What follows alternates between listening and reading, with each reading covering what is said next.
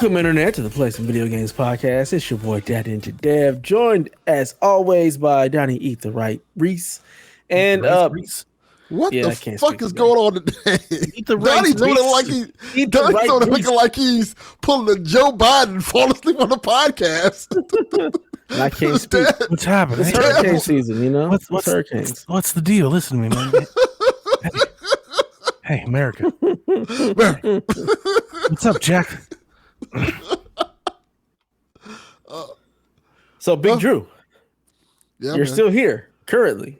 You're not swept away yet. You know, we don't have to report on the loss of you.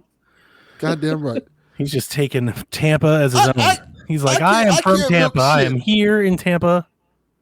I can't milk it because I'm not getting no benefits from it. Donnie's like, I see through that shit. Your ass is coming to work. Yeah, I see right through that. He's like, there's a hurricane. I may not make it. It's like, man, they're telling people to go to you. They're telling people in danger to go to Miami. Like, I don't give a fuck if you're dead. Bring your ass to the podcast. Mm-hmm. I mean, Dev already quit last week. Yeah. If you die, you know, we're gonna do it live. We're gonna watch the death. True. That's that is a good point. You have to make money off this. Go ahead. R just comes through the house. Yeah. Yeah. I'm quitting again today at 7:45. So, you know, so it's 7:45. It would be me to get killed by a fucking Kia. It's not even a cool car. By some dude named Milton. Yeah, like fucking Kia kills me. Nothing cool. Just fucking a Hyundai. Yeah, a Hyundai Elantra. Terrible. Not even a new one. Right. No, an old one. 2008. Yeah. Damn. That would be your fate for sure. Yeah, be pretty fit. Chrysler 300. That's the way to go out. Yeah. That's what I want to be buried in, like all the drug dealers in Miami. Hey, you go outside, you might get the wish. Yeah. Bury me in a Chrysler 300. They should. I'm here for that. Speaking of cars, you were in a car accident. You good? Oh yeah, it's been a wild couple weeks. I will not get into all the details of everything that's happened. It's been fucking terrible. Damn. It's been one of them will get you guys really depressed, and I'm not trying to get depressed today. But the car accident was kind of interesting because I can tell the story. So I'm driving to work, and I'm getting ready to make a turn. And as I'm getting ready to make a turn, a bicyclist who's on the sidewalk just rushes across the street on their bike, speeding by. So I stop for the bicyclist, as a good person supposed to do, a good driver does, and somebody just rams in behind me, rams in behind the car. No, pause, not behind me. No, yeah, I knew that was like there. I was like,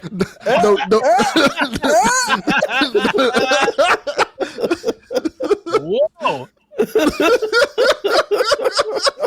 Got rammed from behind there, huh, Delvin? It was a rough week. Yeah, I can see how it's been tough. Yeah, my back been hurt. Your back is broken. You got your back broke, huh, Delvin?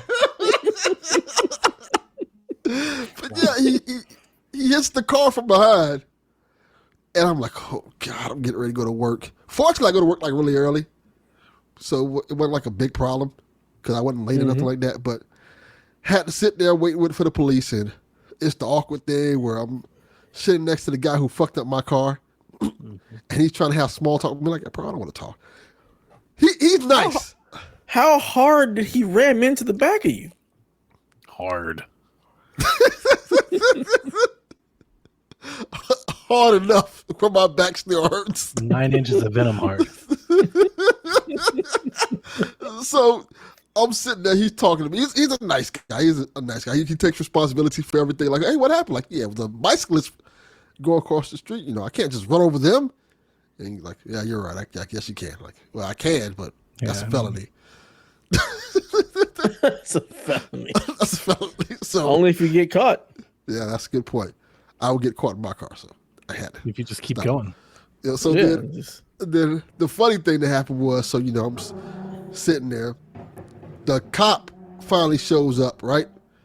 And as soon as he pulls up, only ones to hear that. You didn't hear that? What Delvin? the hell is that noise? That's a motorcycle. Oh. What? I'm in the hood, baby. I'm on a main street in the hood. Motorcycle I've ever heard. Oh yeah, that's the hood, baby. They ride right on through here. But yeah, so the cop pulls up, right? And as soon as he pulls up, He's like, all right, I'll be back. In 10 minutes, I just got a call. So he literally pulls up, turns around, and leaves. Like, oh my God. I said, oh, this only happens to me. So I had to sit there for another 30 minutes, like staring at this dude who just hit my car. Like, why did you need the cops? Because they have to do the report. Insurance. I needed the report. Oh, see, we don't need none of that. Oh no, we need the report. Unless there's a fatality, you don't need to call the police. No, you need. Nobody's hurt. There's no need for that. Because ain't no way in hell my insurance was paying for this. I didn't fuck up. You did. You're paying for this. So I had to wait for to get the whole paperwork and the police report. The guy got the ticket, of course, saying, we both have the same insurance company, so they called me, and that makes it easy. Yeah, that made it a lot easier. And they were like, so we just talked to the guy, and we're taking care of this. Your insurance your part of the insurance won't be penalized at all for this. Nice. I'm like glad y'all think this way. So my back hurts. I'm in pain. So y'all taking care of that too, right? Like, yeah, I'm taking care of that too. Just want to let you know. But I don't know, everything's been fine otherwise. I haven't had a chance to play much video games since we got. Tried to play a little bit of Silent Hills, but my back was bothering me. And I had a lot of other things I have to plan for because tomorrow's my daughter's birthday, which is crazy because there's a hurricane today. So hopefully everything will be open tomorrow so I can take her to where she wants to go. But I do have something fun to show you guys. Oh, shit. Here we go. So, no, it actually is cool. We'll see. So a couple weeks ago, will be the judge. Somebody, I don't remember who it was. Right. I don't know if it was John 32 or somebody mentioned something about Transformers Converse in our Discord while we were recording. Yeah, so I remember that. Does it like start as a Nike and turn into a Converse? I wish it did. No. It's just a Chuck. I ordered me a pair. Gen 1 Chuck Taylors. Yeah. They're pretty cool. They literally just came in today. I am very curious how they feel because I have not worn a pair of Chuck Taylors in 20-something years. They're going to feel like shit because they're Chucks.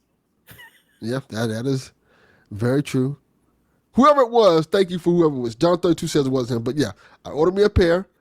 They're custom made because they're doing. I guess they have a deal with Transformers where they custom make you a pair of Converse. And the cool thing about it is you can get any kind of design you want to, but some of the designs come in leather.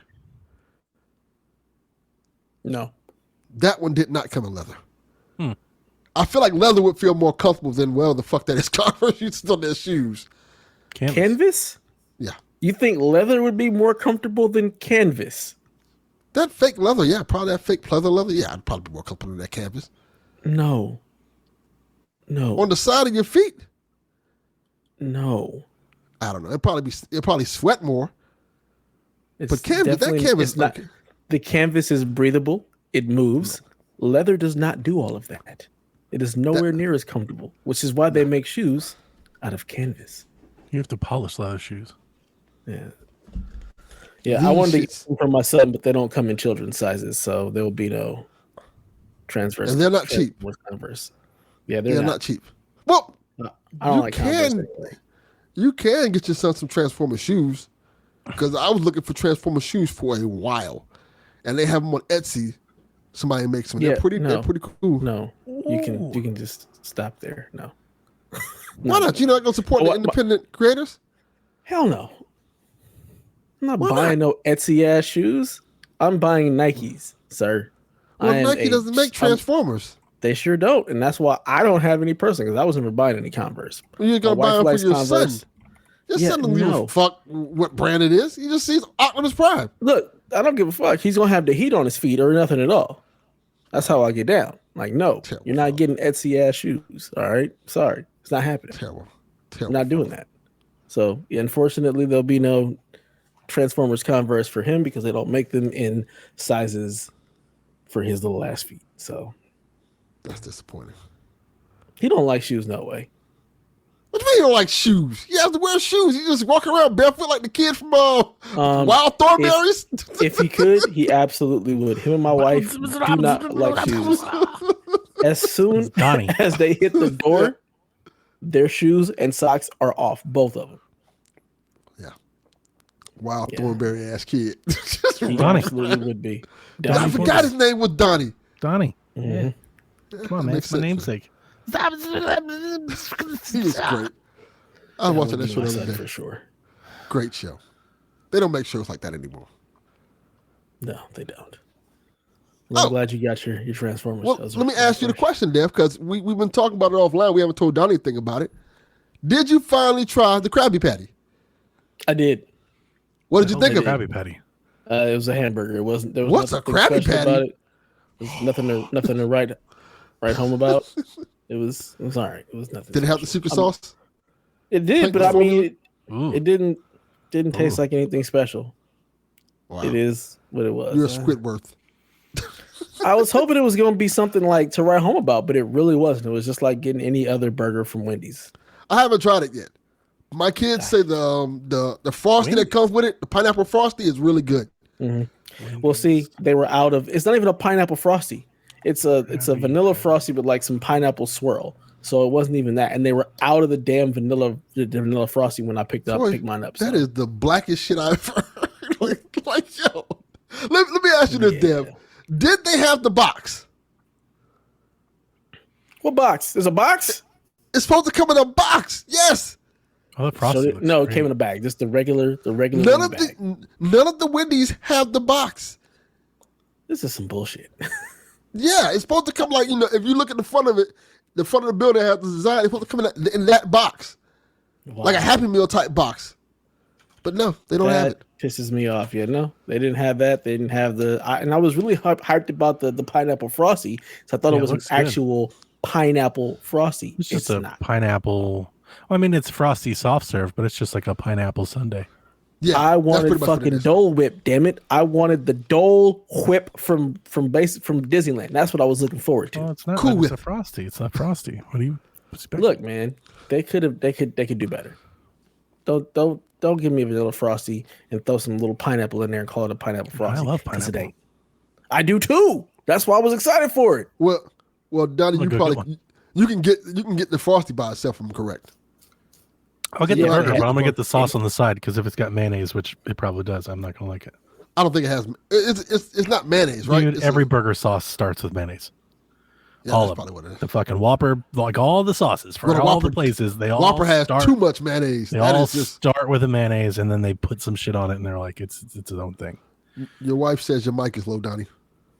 That's interesting because everything on my end looks good. Fine. Yeah. You sound testing. Everything looks good. I'll just turn the gain up a little. But how about now? Yeah. Sound louder. It's louder now, yeah. My Audacity readings are normal. I did have an update today, so that would make sense. I had an update on the whole computer just before we started recording. So let me put this up in here before we record, because if I don't, everything might go to hell. I'm surprised it didn't go to hell with you updating. That's normally how that works. But yeah, I'm very disappointed. You were just mumbling a lot in Wendy's. Well, Donnie is a mumble rapper. Well, at least that would make one of us. Well, at least one of us raps then. Yeah, I will say this. Will you listen very closely? You can find something with me rapping on it. You have to look for it. Though. I'm not going to tell you where. I'm not doing that. I'm not looking for that shit. Yeah, I'm not. It ain't that hard to look for. It's not no fucking wild goose chase. This is ridiculous. Right. Well, too bad. At this point, what do you think? You're fucking like the Black Willy Wonka or some shit? I'm not going out here jumping through hoops. Okay, you promised us the tapes. No. And didn't deliver. Ever. Have to look for it. Just refused to deliver. Have to look for it. Sorry. Nah. Just like you didn't deliver on Cadillac. No, I wasn't going there. My back hurted. I need the back. My back. For being blown out this weekend. Yeah, got his back blown out. At the pegging of a lifetime. Whoa! Absolutely not. Hey, you gotta date kinkier women. I was just an accident. That didn't happen. Was it? Accident. Yeah. Horrible. I could have died. But you didn't. What do you think, John? You really think this man dropped an album? Come on now. Maybe. Come on. You'll never know. He ain't dropped shit. I'll tell you what, John 32. Except the if you DM me, I will tell you where to find it at. Don't DM me now. I'm on the show. www.delvinai.com. Also, John 32, the only rule is you cannot tell no one else, especially Dev and Donnie. They can rot in hell.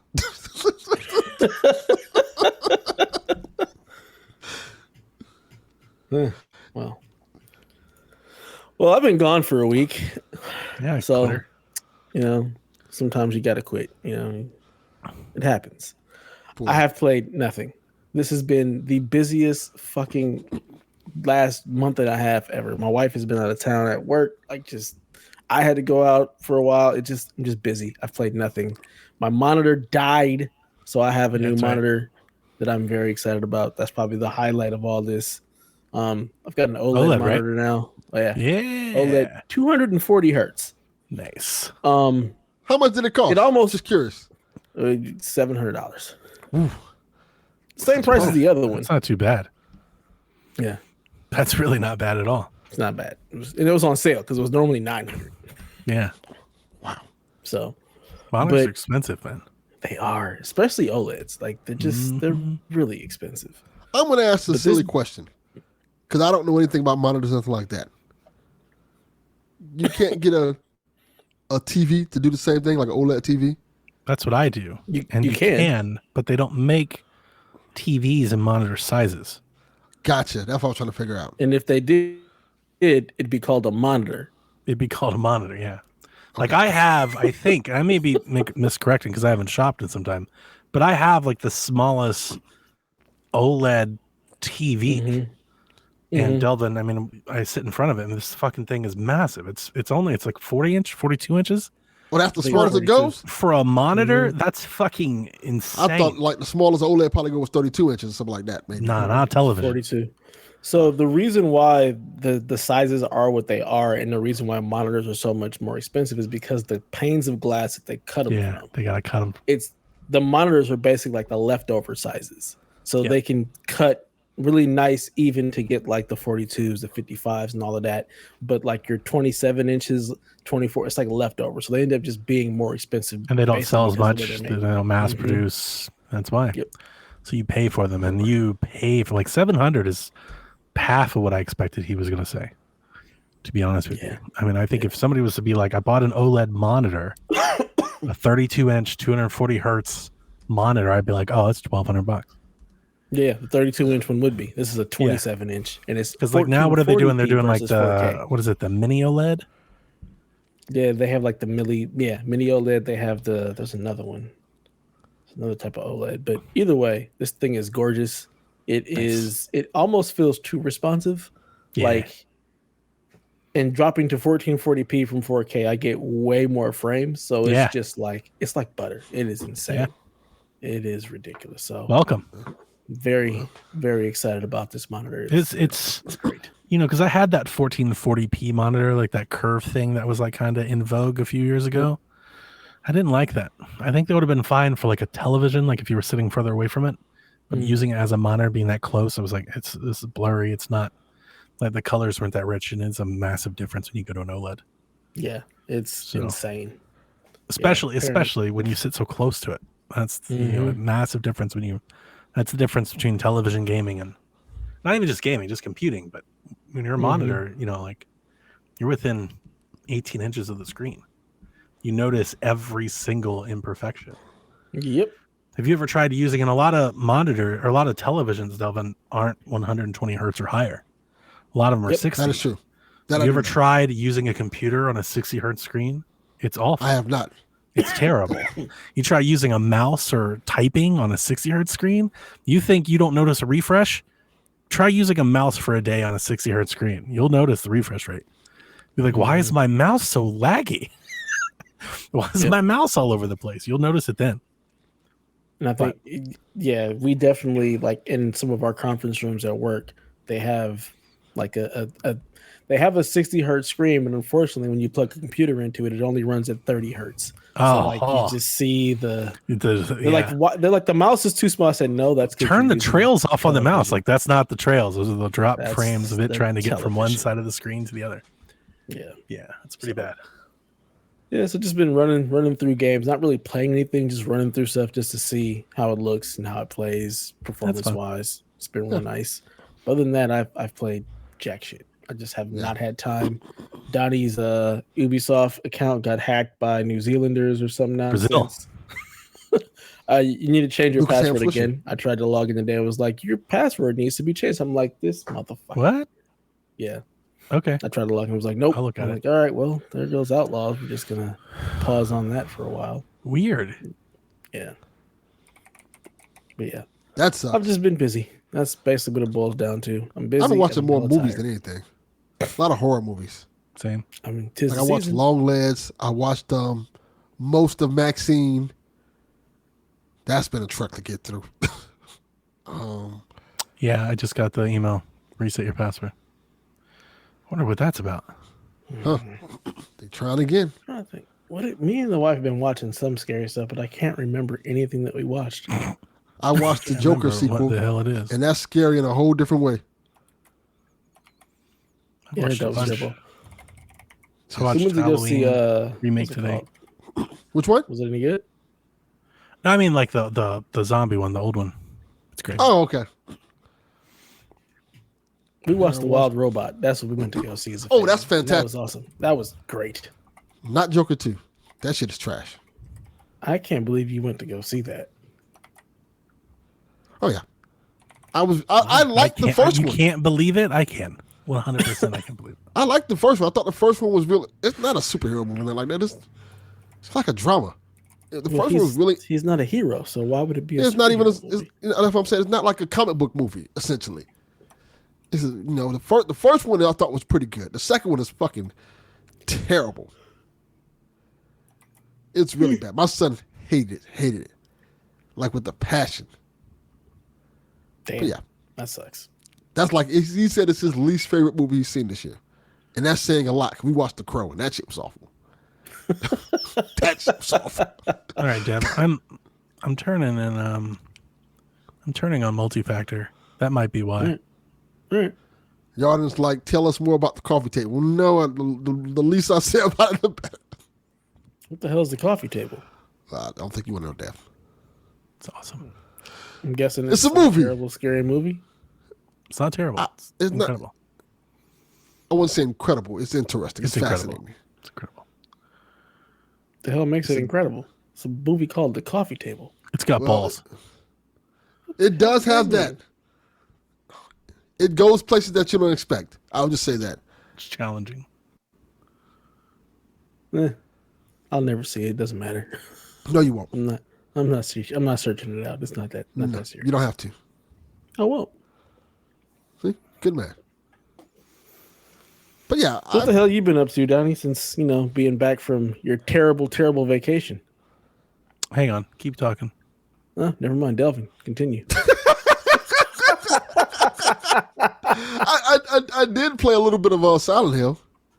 I will say that. I played essentially the intro. The game looks pretty good. Bloober Team, so far from what I played, it runs and looks pretty good. Bloober Team looks like they did a pretty good job on it. I'm just in the initial stages of it, but it kind of looks like what I would imagine a modern Silent Hill game would look like and play like. So I'm like, okay, I will be playing more of this, I'm so happy, by the way, because I've been needlessly defending Bloober for a year as the gaming internet has collectively shit on them. I don't know why Bloober Team is always in the crosshairs, why everybody hates them, but I loved watching those fucking nines roll in all fucking week. It's like, suck it. Just suck it. Suck it. Take this and suck it and move on. Go over your damn selves. Yeah, they did a really good job with it. Made me very happy. From what I've seen. I'm happy to see all the positive reviews and people cheering on this game, because earlier this year, that was not the conversation. Well, that's because the initial trailer looked like shit. I didn't think it looked as bad as people made it out to be. people were like, "Oh, this looks." I didn't think it awful. looked bad. It just didn't look like Resident Evil. Like the bar is really high. It didn't look like Resident Evil 4 remake. And it's like, yeah, because it's Konami and Bloober Team and not Capcom. That makes all the world sense to me. And to be fair, but we don't live in that world anymore. The gaming world now is, with every marquee release, is this the greatest game ever made? No, then it's trash. Yes, I've been saying that for a long time. That's gaming. That's gaming online. Is this a first party or an exclusive or a beloved property? Then it has to be the greatest thing ever made. And I'm going to be honest with you.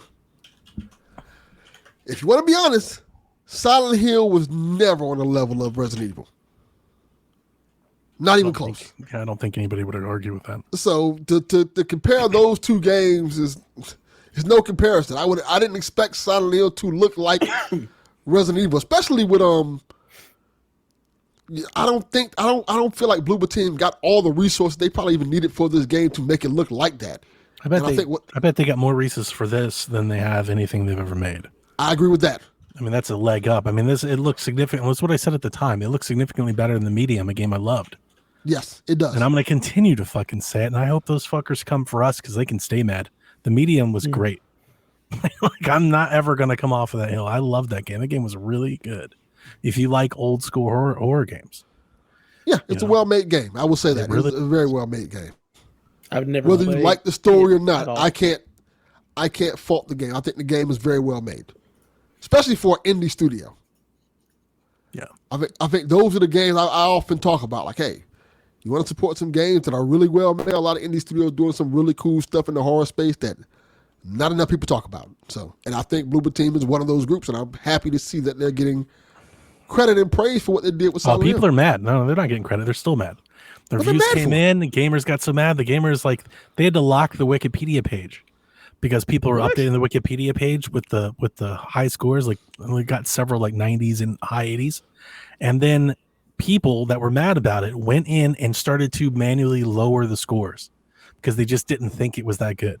So they started falsifying its Wikipedia page to the point the Wikipedia page had to be locked by admin to stop people from trying to lower this. That's sad, but that's also it's this damn vendetta that a group of people online have against Bloober Team. Yeah, they hate them and they do not want to see them obtain any success at all. Yeah, but that's why I do not understand that at all. I personally, I didn't think the trailer, the original announced trailer looked great. This is also not my genre, but it had nothing to do with because of the way Resident Evil looked. I just didn't think it looked great. But I don't understand why anybody would have a vendetta against Bloober Team. Like, what the hell did Bloober Team do to invoke such ire? Doesn't make any sense. Sometimes people just look at things to be mad at. I just Googled, why do people hate Bloober Team? And there's a Reddit thread, and I'm not going to read all of this because there's 8 paragraphs. I'll just read the first little hint here. The biggest thing is that the medium is a terrible, toxic depiction of mental illness, which basically concludes with people who are traumatized should die. And it just goes on and on. It talks about liberals. It just keeps going. God, it's just, here we go. It's the internet doing the internet, which I don't want to give any credence to. As I continue to say, we have to quit amplifying idiots on the internet. We just have to stop. We collectively as in humans, real life, collectively as humans, we have to realize that we take the bait so often. It's so easy to just go grab a tweet that is a polarizing take on something you like, and then you just set up the counter argument. We just have to stop. It'll go away if we stop giving it attention. But we can't. Yeah. We like it. Yeah. We can't. It just gets all of us. And it's so funny that half these things, not this Reddit account. I'm sure this person really believes that. In my years of following Bloober games, I've seen it. But half of this stuff is just like bots and troll accounts that aren't real. They're not real people. They don't even have real opinions. They just like the attention and the interaction. So ridiculous. And it's like we grab it and it's like, oh, everybody hates women in video games. No, they don't. We've had women in video games for 40 years. That's not a thing. Yeah.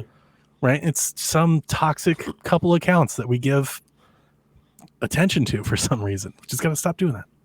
Yeah, I had an interaction like that in real life. One of my coworkers, we were talking about Star Wars, and walks over and is like, "Yeah, man, and the woke stuff, and I just wish There they'd it make is. it without it." And we There it basically is. all just ignored him and walked away. But you know, that's the problem though, Like, because that's oh, all right. there's so many people who just read that byline and stuff like that and believe that shit.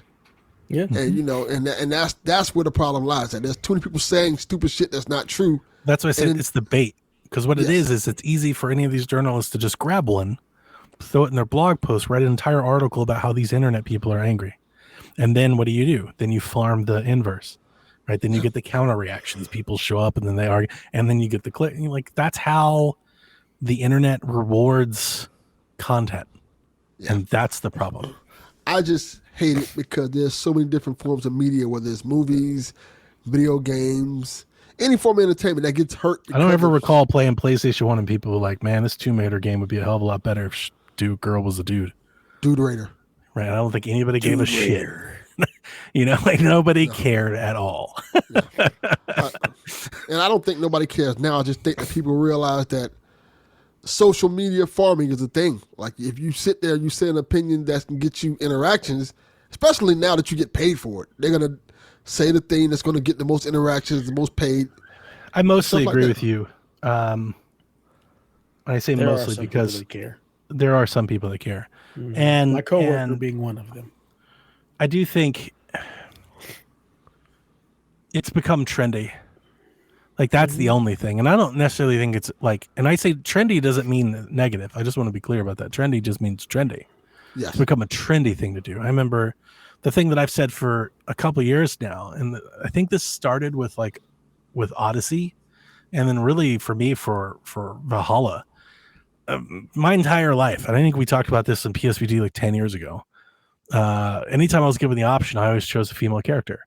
Always. It was just my instinct to go to. And like over this decade, the last generation and a half, I've really started to swing the other way, because the other way seems to be the one that is like less found now, and not good or bad, just trendy. It's just trending that way. We do have a lot of female protagonists, which I applaud. Some of them are my favorite characters, absolutely, but I don't need it all the time, right? I like that diversity. Diversity is the spice of life. You know, I want to mix it up a bit. I want to play as different kinds of characters, not the same character over and over and over and over and over again. And I do think when things have just got a little trendy in that regard, you know. But yeah, and I think some people don't like that. And that's okay. They're allowed not to like it, but ultimately gaming shouldn't be a place where we have culture wars. I don't know why this has become like a stand, but it really has. Like this industry has become a place where we fight culture wars in the products that we make, and everything is, you know, the people that make them put their influence into the products they make. The people that consume it react and put their influence into the products that they play. And it's like, man, these are supposed to be like video games. Like, you know, it'd be nice to leave that shit at the door sometimes. But like I said, like if you don't like it, just don't fucking play it. That's true. Shut up and move on. You can't just turn it off. In so many cases, you can just return it. Like you don't, you know, it's not like you're locked into it. What were we talking about? Not that this has anything to do with like culture wars, but like the PS5 Pro might cause so much consternation. It's like, man, the PS5 is literally right there. Right. Yeah. Like it wasn't replaced. Like it didn't go away. It's like still there. Like you either probably already have one, so it's good for you. Just keep it, or you don't have to buy the new one. Like it's right there. Like you just buy the old one. You know, like some of that's just too easy to say. It's like, why are you so mad? Right. Correct.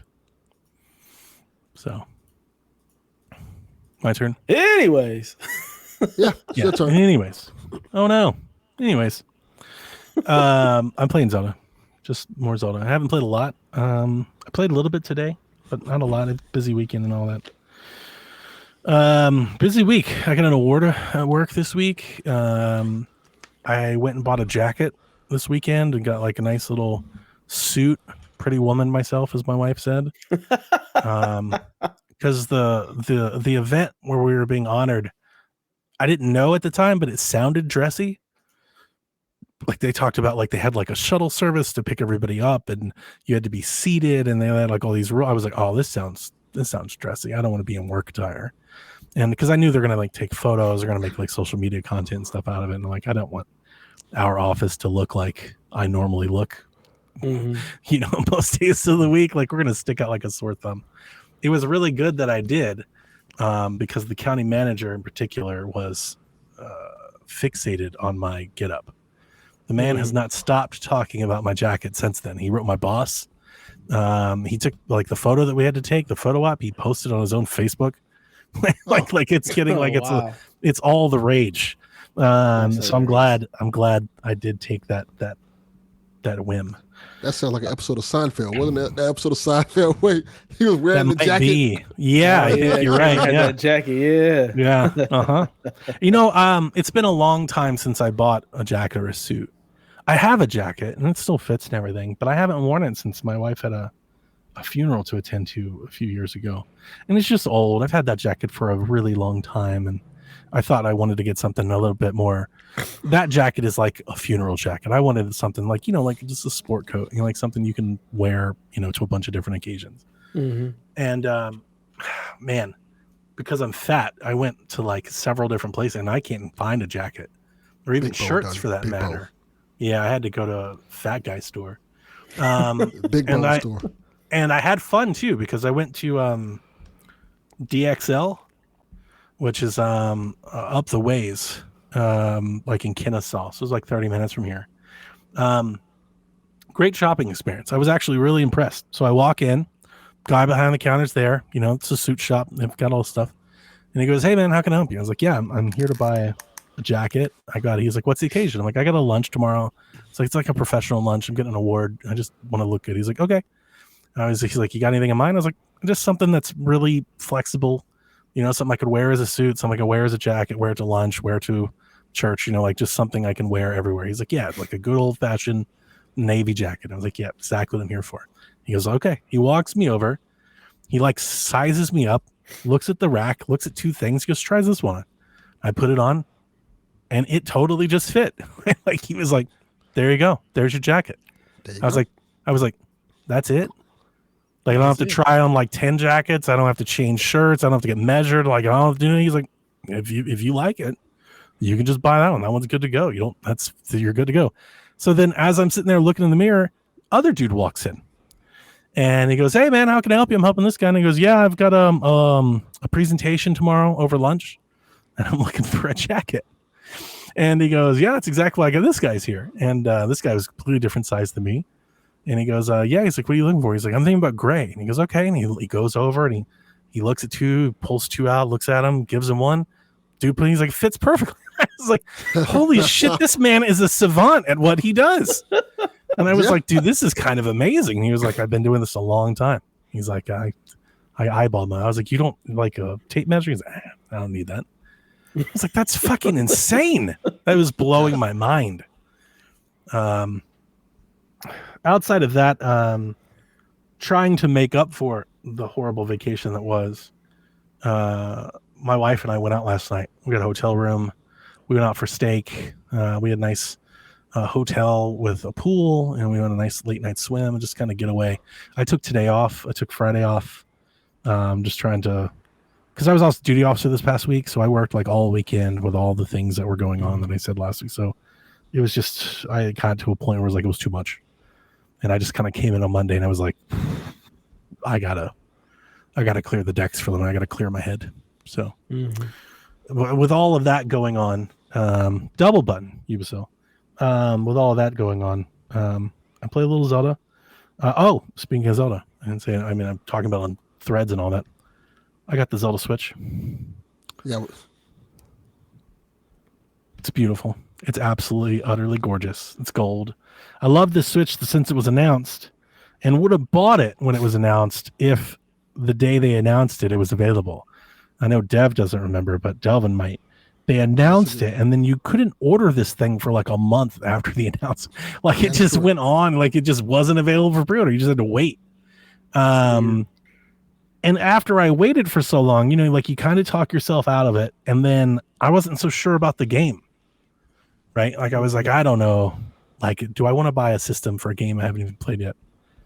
Having played the game, and having talked about it last week and played it some more this week and played it this weekend, I was like, yeah, I want that system because I know you guys aren't on Threads. Don't follow my Threads.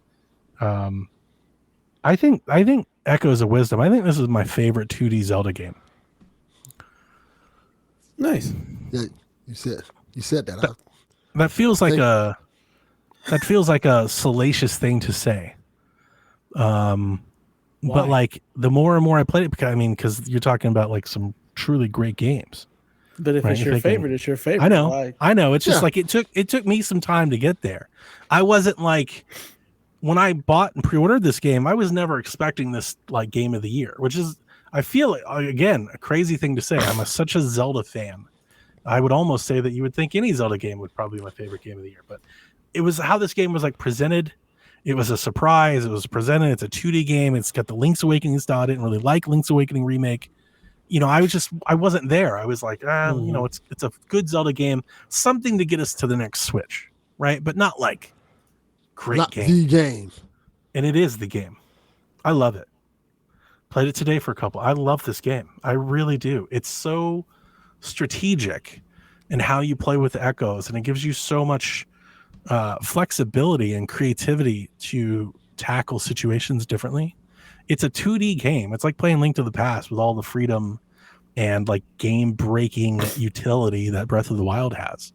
And I love it. I mean, I honestly just don't think I can really recap it any better than that. I really like the game. It's one of those things where the moment I start playing it, like I can't put it down for like 3 or 4 hours at a time. Like I don't want to. Like I don't want to play it for 20 minutes. It's like I'm going to sit here and do a whole dungeon. I'll do 4 dungeons. I'm like really, really digging it. Like I was still kind of shocked that you can just like fucking walk on the damn trees. Like you think about that, like Link to the Past, that shit would break the entire game. But in this game, it's like, no, you can do that shit. You do whatever you want to do. Like I love that. I love that about it. It is fantastic and somewhat of a surprise for me. So I had to get the system. I reached into the Switch 2 piggy bank. I didn't pay a dime out of pocket for it. I'm not sure if you guys know anything. The Switch lights are cheap.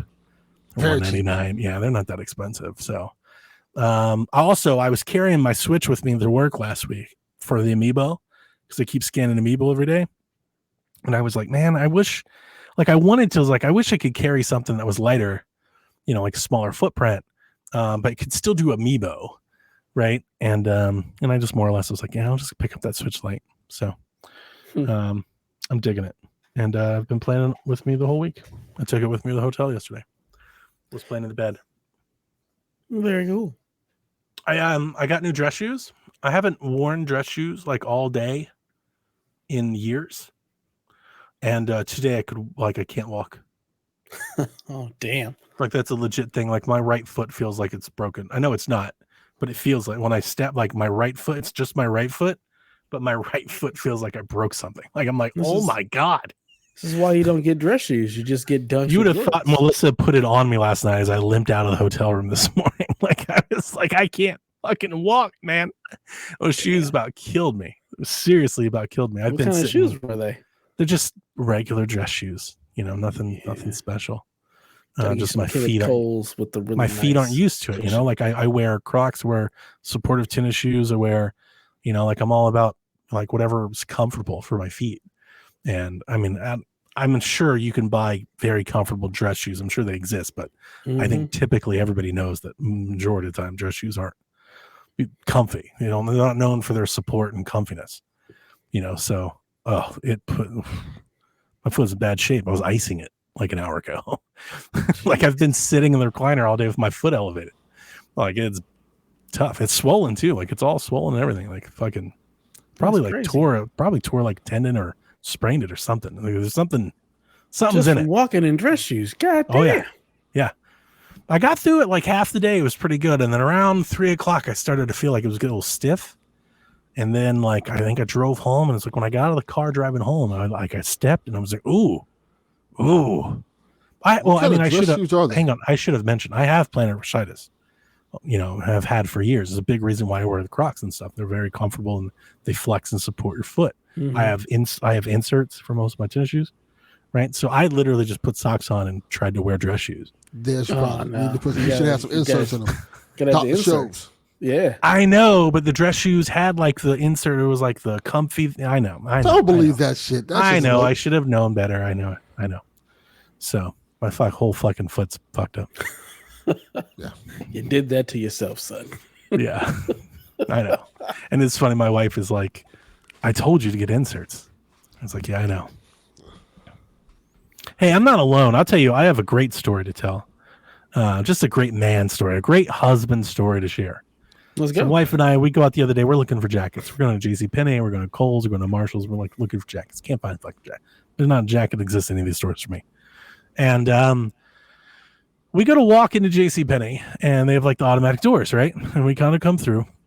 And as we're walking through the doors, double doors, there's an old woman in a wheelchair, and her husband is wheeling her out. These old people.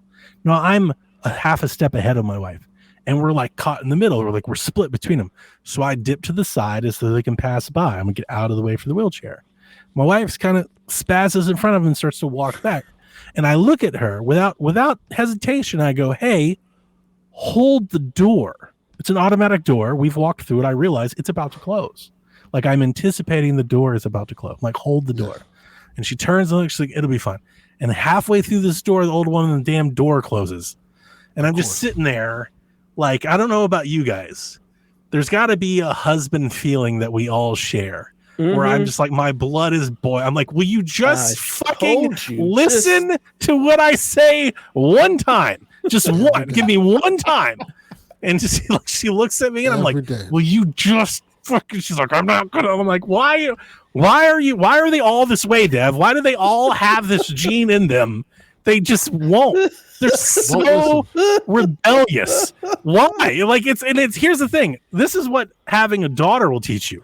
It's from birth. They're this way at a young age. It's not a nurture thing. It's a nature thing. They come out this way. Yep. Damn. Got this old lady almost trapped in a door. I'm not gonna lie. That would be your fault, to my wife all the time. She'll tell me just how I'm like, no, just because. But then my daughter does that to me all the time, so I get it right back from her. My daughter is basically me. She's an asshat. Yeah, mine too. Yeah, she always has been. Literally since like the day I met her.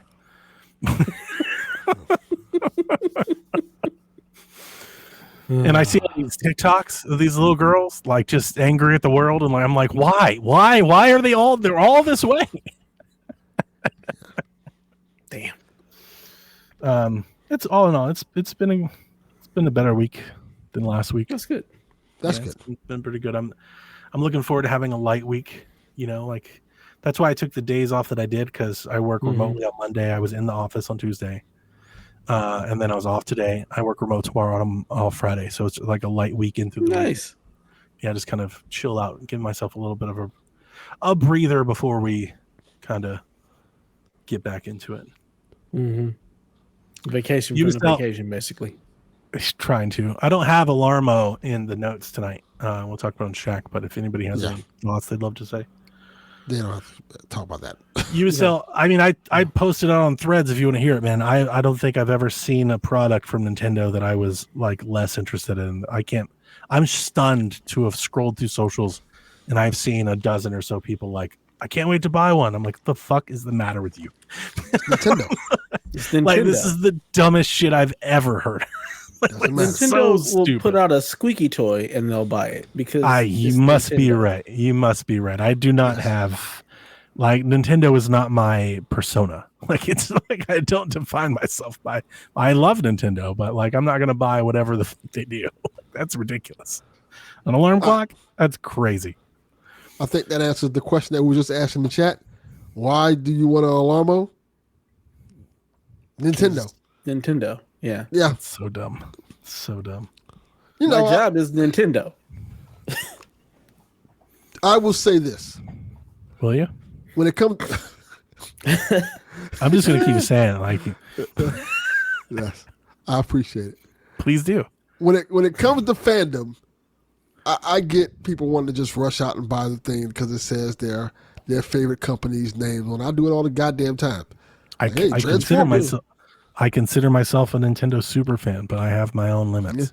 But you know, it fucking everybody has to live. It stops at fucking Alarmo. And if this Alarmo so thing seems cool to you, look, you only got one life to live. I might not be here too much longer based on the storm. Live it. If you want to buy an alarm clock that has Link and Mario on it, go for ridiculous. it. For It's your money. $100. You have to be a Nintendo Switch. $100? Dev, you have to be a subscriber to be able to buy it. Subscriber to what? NSO. Yeah. So it's really like $120. You have to subscribe to Switch Online to buy it early. Yeah. But you know what?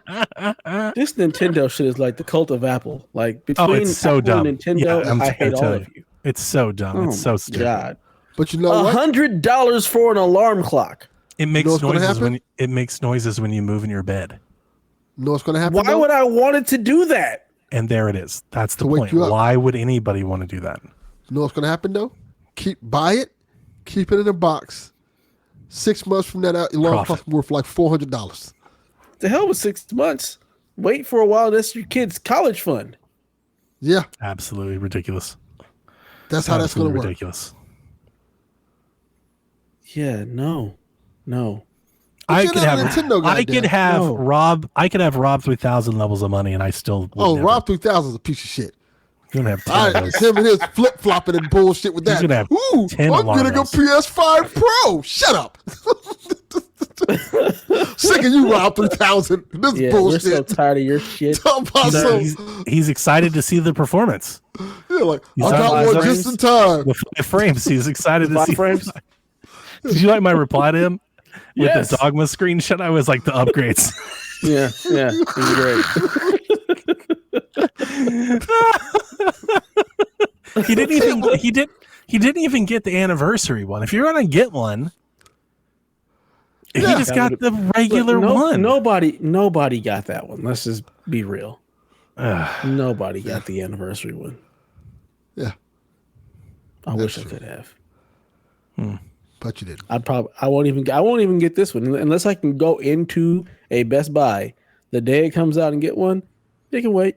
There's literally nothing I plan on playing, so it can wait. Everything is not going to run on PS5 no more. Everything now says PS Pro Enhanced now. Like, I'm just expecting PS5. That's fine too. That's what I said the first time.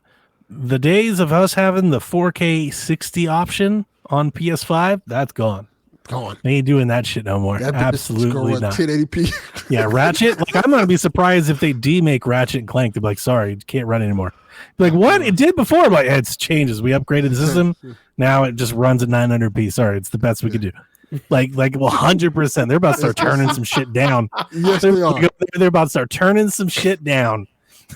Be like Apple and just like slow your phone down. Yeah, exactly. Push the That's firmware a bit just exactly to what's slow about everything to down. happen. Yeah, just like, oof.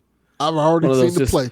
Think about it. Look, if you get the PS5 Pro, you can play the game at 4K 60 with ray tracing. It's like, I could do that on the one before, but no, you can't. Like, I did it. Are you sure about that? Didn't happen. Yeah. No, it didn't happen. That's You I got a must be video. mistaken. Digital Foundry saying, hey, did we say it? No. Yeah. Sorry. I was not in supported. I was in a GameStop this week. Should and be I running saw all 1080. the boxes saying PS5 Pro Enhanced. I said, here we go. Here go that bullshit.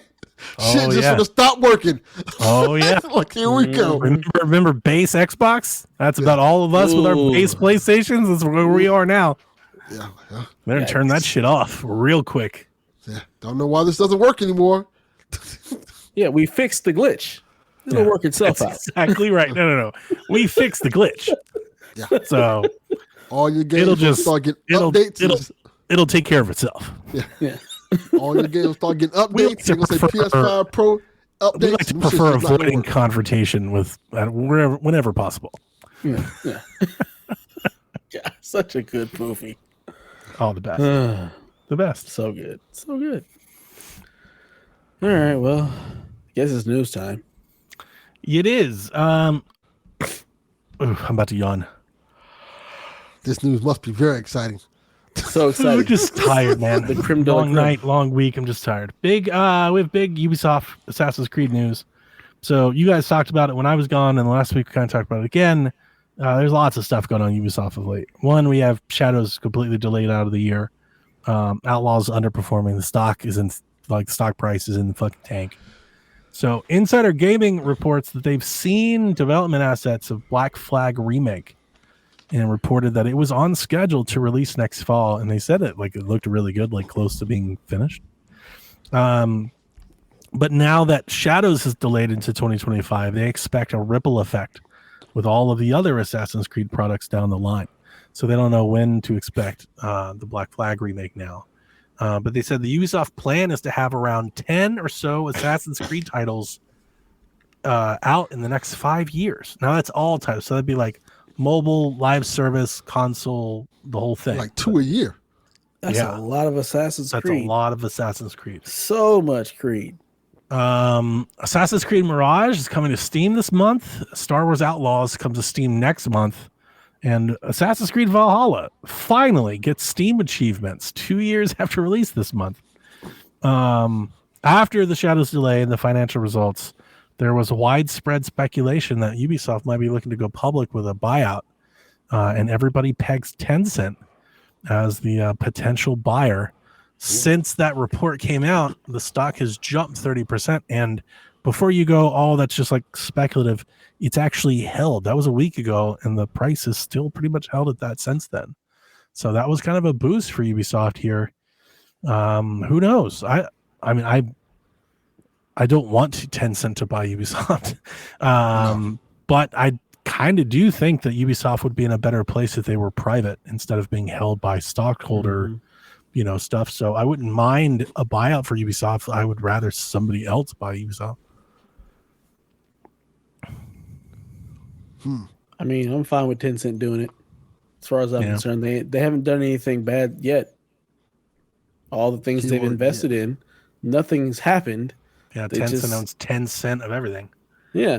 So you know what's going to happen. I mean, you know what we're going to happen. Ubisoft's one of the bigger development studios in the world in terms of human resources.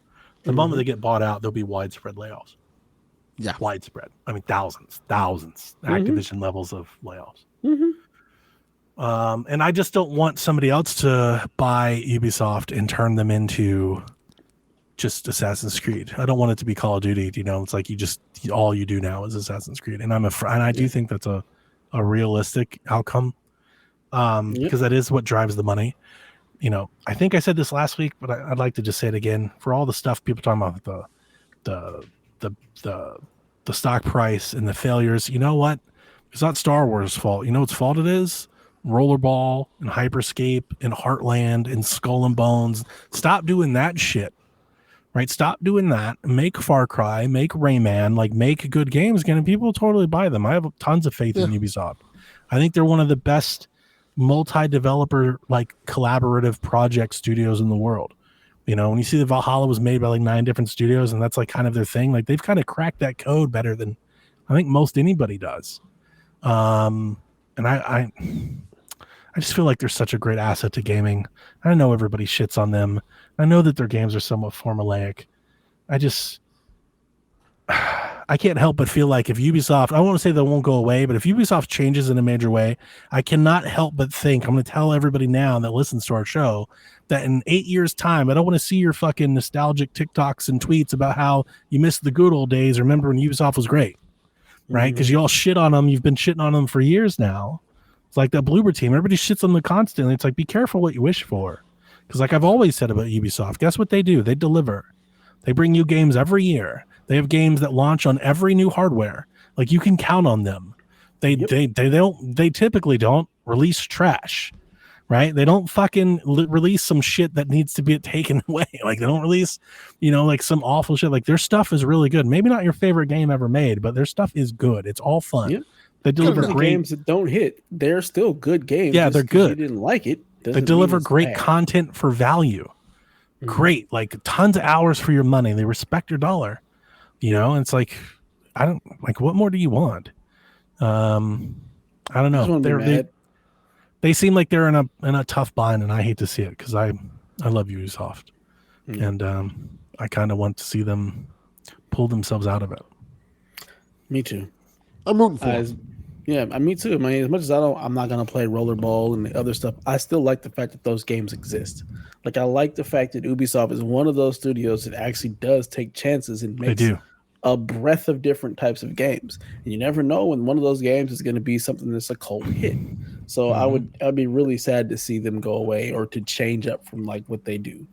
And the thing is, like, if you don't like Assassin's Creed, you don't like the formulaic aspect of it, go play something else. Like, stop complaining and bitching about everything that you don't like. How about you talk about the stuff that you do like and go play that and leave everybody else to fuck alone? They also made Valiant Hearts and Child of Light, and like they make a lot of things, man.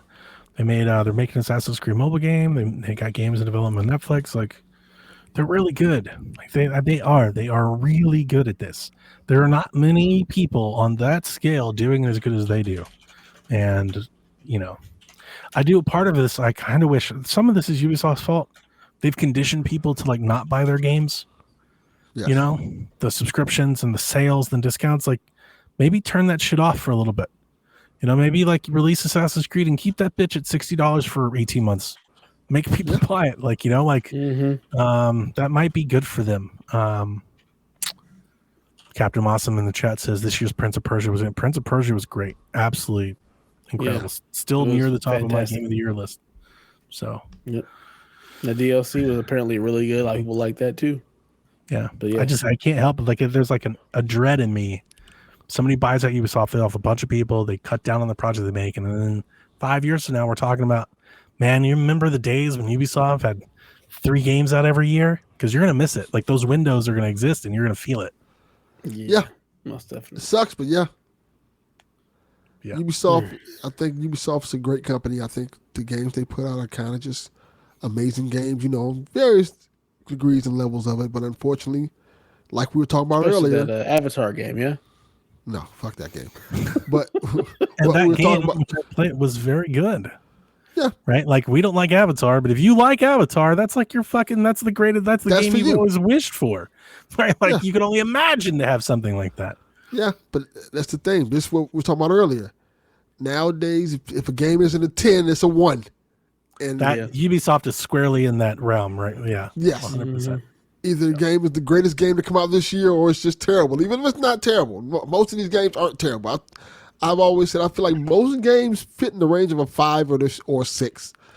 And people kind of just make their own opinions and say, like, oh, this is terrible because this is this. It blows my mind. There are people that literally say that, like, they think Valhalla is a bad game, like a terrible game. That's insane. It's insanity talking. If you compared it against anything else, like, it's not even close to being terrible. I always go back to the conversation we had on here about you saying how, you know, the value for your buck, and Ubisoft kind of gives you, in many ways, the best value for your buck. They do. They really do. You pay like $70 and you get 300 hours worth of a game. And then what do we do? We bitch about that. Oh, the game takes too long. It's too long. And then Hellblade comes out and it's too short. You know, like, you know. Fucking gamers. All right. Yeah. I'm about to dip out. I'll be back. Okay. So, yeah, man, I'm gonna miss them. If not that they're going away, but if they change, if they get bought out and they have drastic changes, I'm gonna miss them. And that's the thing. Like, if Eves goes, like, if they get bought out and the family goes away and that direction goes away, like, I do worry, because it's like, do their games become more inundated with season passes and microtransactions? Is it more just danceification? You know, like, there's, you know, stuff like that I'm worried about. And then you also have the idea that it's possible if they go away, the Ubisoft magic goes away with it. It's not that they go away. I do think they get bought out. They streamline profits, so they don't take chances. They don't take on extra projects. Yeah. You don't get Starlink. You don't get Mario Rabbids, right? And you cut back. You close studios. You fire human resources. You reconsolidate to up your profit margins. And then what do? You probably just make Assassin's Creed and Far Cry and Just Dance. Yeah, but then, like you were saying, because people get terminated, those are the people they have now making it would not be the same people who made the ones that you loved before, probably. Correct. And that's where the problem lies. So you'll probably get something of a lesser quality. Yep. Which is unfortunate. That would be the fear. Now, I guess there is just to end on a positive note, I guess there exists the opportunity for somebody to buy them and improve. Like, that's possible. It's an option. Like, it's an outcome that does exist. It's just Have we ever really seen that in any like at a major AAA scale? Somebody get bought out and then become better than they used to be? Well, who would possibly have the money and the funds to buy them and say, "Hey"? It'd have to be a major publisher. It'd have to be a major publisher. I would think it'd have to be something like Amazon. You're thinking Amazon, Tencent, Microsoft, Epic, PlayStation, EA. You're thinking major publisher. Publisher would be interested. Apple, Netflix. Microsoft probably would not even be in the question as at this point because they have their hands full with so much other stuff they're doing right now. I mean, they could. I mean, they've got they have the money. They have the money to do it. That's the thing. The Ubisoft market cap, because their stock is actually really low. So the cost to acquire them isn't nearly. I don't think we're not talking $70 billion here. No. So there's a lot of people I think that can afford them. I think the reason everybody's pointing at Tencent is I believe, and I should have looked this up and I didn't. Tencent already owns a pretty good, healthy stake of Ubisoft. I think they do. I think you're right on that. I think they own like 20% or something of Ubisoft. So like I think that's why everybody kind of goes to them.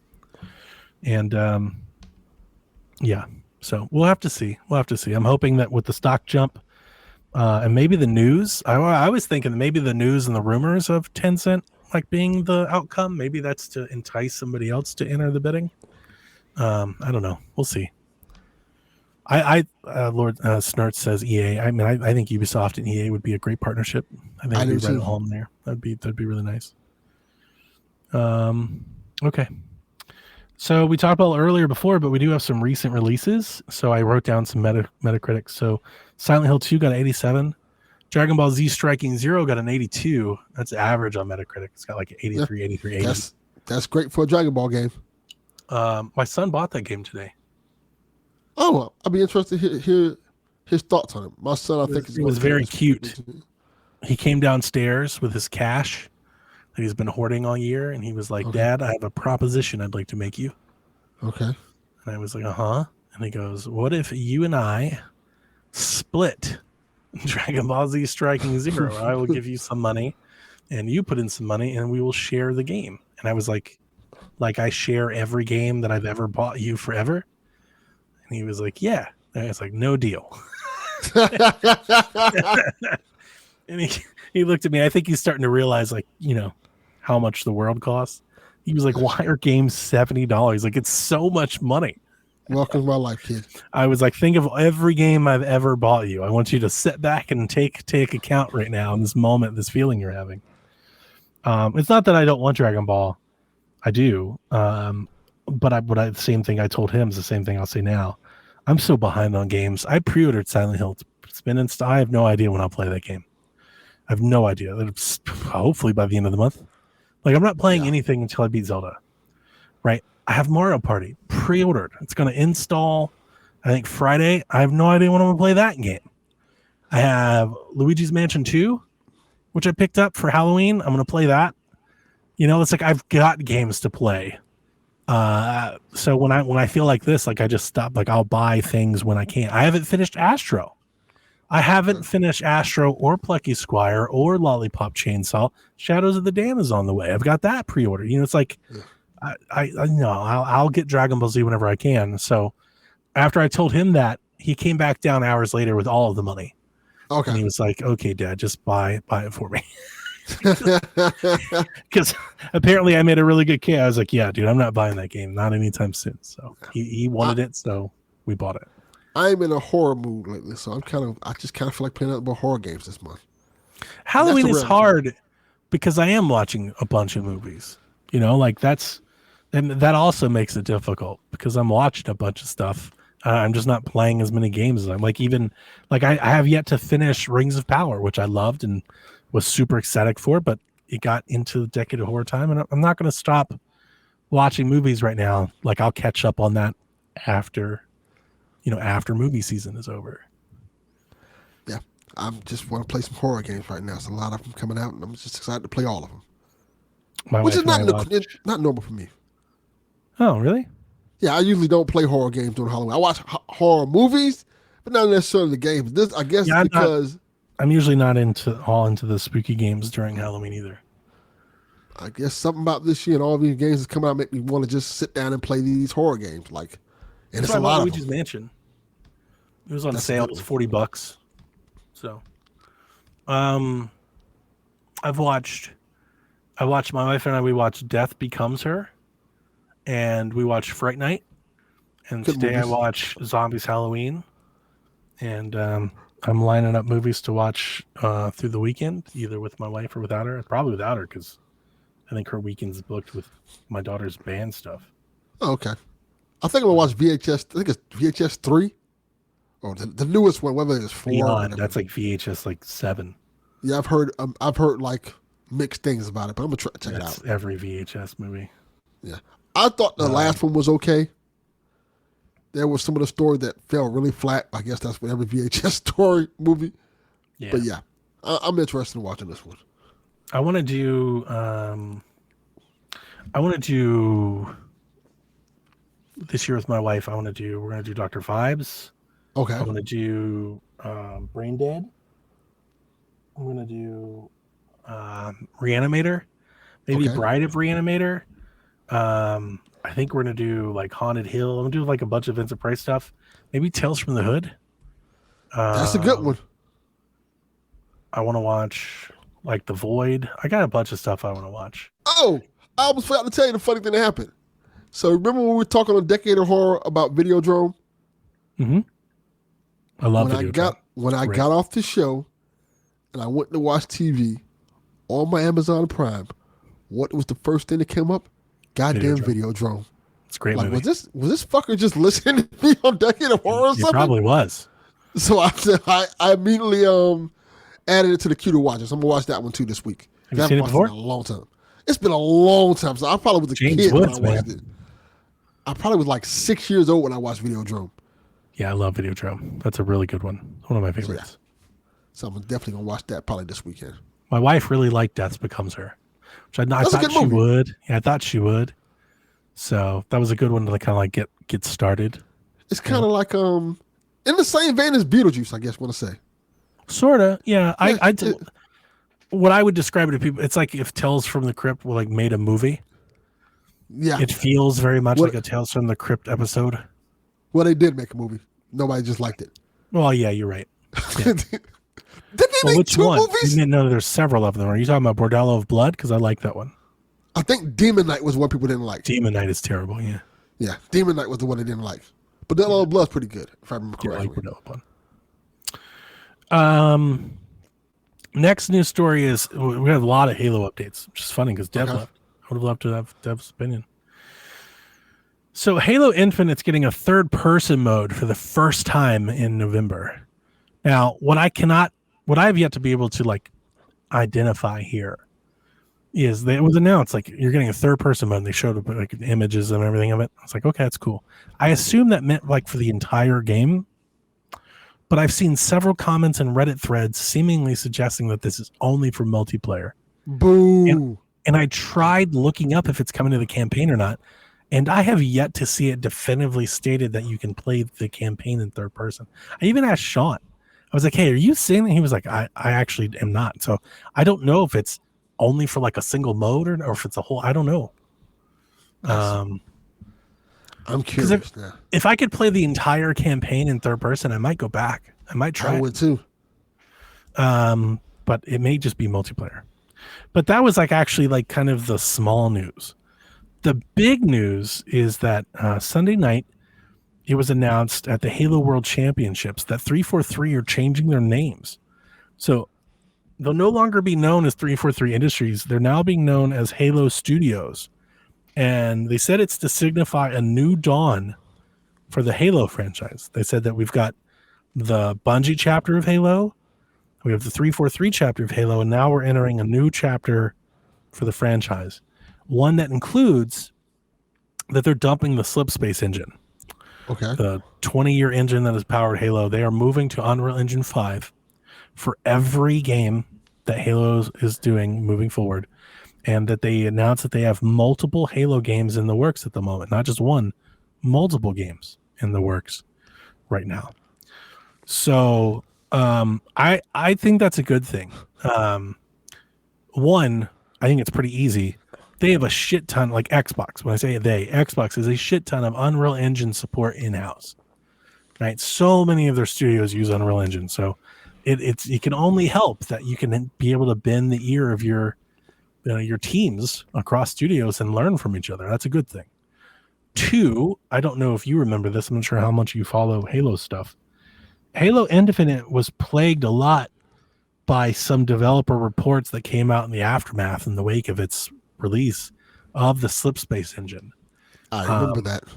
I remember when they got Forge going, and people there were literally developers talking about how Forge was easier to make the game in than the actual engine that made Forge. They're like, this is easier to make assets in this than the game. And there was like a lot of, I want to say speculation, but I mean, it wasn't, it was like informed speculation. There was a lot of talk and analysis done after Halo about 343's reliance on contractors, and Microsoft has like certain rules on having contractor support. You can only have them for a certain amount of time, and it became very hard because you kept like losing people and bringing people on, trying to teach them the Slipspace engine, and and trying to retain that talent became very difficult. And they said that was a part of why Halo Infinite was delayed and plagued for so many development issues. So you would have to think that moving to Unreal, which is like the most common AAA development engine, it's got to widen your pool for assets, for human resources, to hire new people, to bring in people that know what they're doing and can get to the ground running faster. You'd have to think that is a good thing. I would think. I think it's a great thing. I saw all of this as a positive news. Yeah. Dev in the Discord echoed something that I think was shared by Kyle and several others. A lot of people weren't thrilled to see this update because because it wasn't a game. They were like, "Why are you even talking about this? Isn't exciting." I think this is a little bit more exciting than a game in terms, and to me at least, because they're telling you, "Hey, we're going to make Halo work. We're putting resources behind it. We're going to give you not one game, more games. This is the future of Halo right here." Exactly, and I think based on its troubled reintroduction, I think what this is really telling you is that they're making changes. Yeah, that the way of doing it is over. They're not doing that anymore. They're fixing it, and I find that to be very hopeful. I would hope that most Xbox fans would see it the same way. I also think that there's lots of studios that talk about switching to UE5 development or moving tech or porting things over and updating their engines. I think a lot of people get excited about that. There was a lot of talk when Kojima was making a game that he was using the Destiny engine and working with PlayStation, and people were thrilled for that. I think people just weren't thrilled because of Halo and where Halo's been lately. And I think they're trying, I think that's the whole point of all this news, is they're trying to signal that is over and they're doing this now. And it remains to be seen if it's good, right? They got to make it good, but at least they're not saying we're still doing it the way we've always done it. At least this is like they're trying, I think. I agree. I think that's dope. I'm excited for their future. I really am. Yeah. I'd be remiss if I didn't point this out because I said it last week on the show and I've said it before. If you wanted to bring Halo to other platforms, the first step you would take is getting it off the Slipspace engine.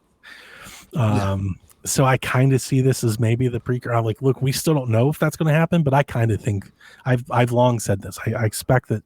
I think that's a button Xbox is ready to push. That's just me. It's just where I am with Halo. I think it makes sense for Halo. It makes perfect sense. Yeah.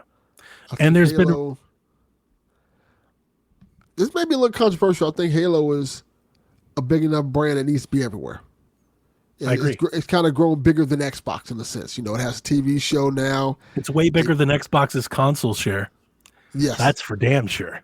Yes. So it's kind of like, people know Halo. People who don't know Xbox particularly know what Halo is. They know the show. Yeah. They know the game.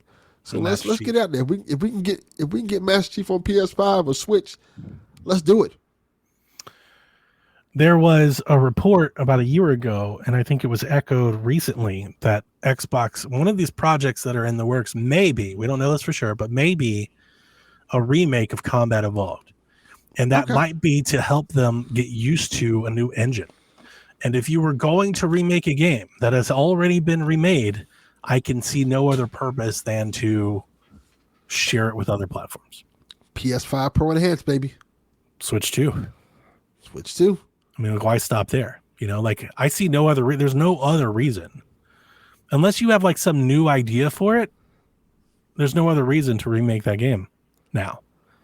With Master Chief Collection and all that, like, you might as well, you know, like, do something new. So if they're remaking it, probably makes sense. It'll help the studio get used to the tool set and build a new, you know, build on UE5, but then also reach new players, you know. And I think that would make sense. So we'll see where it goes. But it's big news for Halo. We have PlayStation non-essential updates. So this would be for the non-essential tiers. If you're a PlayStation Plus member, you can play Dead Island 2, 2 Point Campus, Dark Pictures Anthology, The Devil in Me. That's the good one. Agree, Return to Monkey Island, Ghostbusters Spirits Unleashed. I heard that's pretty good.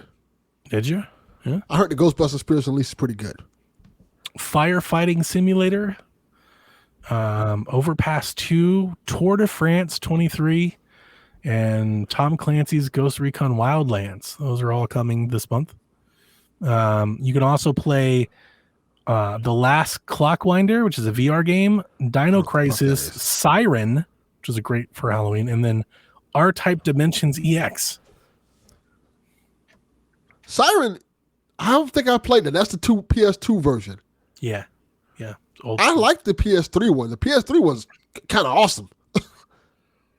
It's really scary. I think it's called Siren Blood Curse. So I'm really interested how that PS2 one is. Might want to check that one out. We still have PlayStation news. As PlayStation announced that at the end of this month, so you have until Halloween, they are delisting and shutting Little Big Planet down completely. Oh, I'm sorry, Little Big Planet 3, I should say. You may remember last year, they took Little Big Planet 3 servers offline, and they were like, "We're going to fix it." And then like 6 months went by, and people were like, "Where the hell are?" And then they're like, "Yeah, this is never coming back." Like, we fixed it. It's dead. We turned it off. So now they're just delisting the entire game. So if you wanted to keep Little Big Planet 3, buy it before it's too late. Yeah, I think I own it. I'm quite sure I own it. I think it came to PlayStation Plus, so I think most people probably have it through that, but you know, that doesn't mean you own it like when they actually turn the services off. So if you want to own it and keep it on your hard drive, buy a copy. Oh. Look at the yawns bad tonight. Understand. Headlines. Red Dead Redemption is coming officially to PC October 29th. Will include a native 4K resolution, 144 hertz, ultra wide and super ultra wide support, HDR10, mouse and keyboard. There will be official support for AMD FSR 3.0, NVIDIA's DLSS with frame generation. It's coming to Steam, the Epic Games Store, as well as the Rockstar launcher. It is the first time, I think, in 13 years that you can play Red Dead Redemption and Red Dead Redemption Undead Nightmare on the PC, which means your Steam Decks, it means your Roger Allies, your MSI Claws, all that shit. OPPs. I will be buying this game day one for full price. The game I already own on Xbox and Switch. And immediately putting Mario in it. Red Dead Mario. Let's go, baby. Let's go, baby.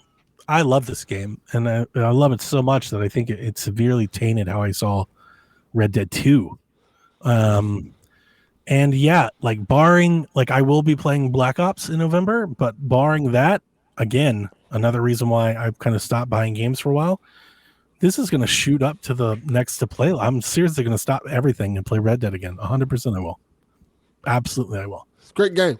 I definitely want to play Red Dead at 4K 60 on my PC with everything turned up. Absolutely, I do. Yeah, sounds awesome. Yeah, it's like, are you kidding me? Yeah, that sounds great. So, Mario Party and Shadows of the Dam and shit can wait a minute. Is this a full price game? Oh, that's a book game. The collection was, yeah. Or when it came out on Switch, it was, I think. Huh. I guess you know what? Red Dead kind of gets that honor. I mean, it's worth it. It's worth it. It's a big game. It was $50 on PS5. It's on sale for 30. So maybe it'll be $50. I don't know if there's a Steam listing for it yet or not. I didn't check. $50 is a good price for it. Yeah, 50 is a great price. I just assumed it would be full price.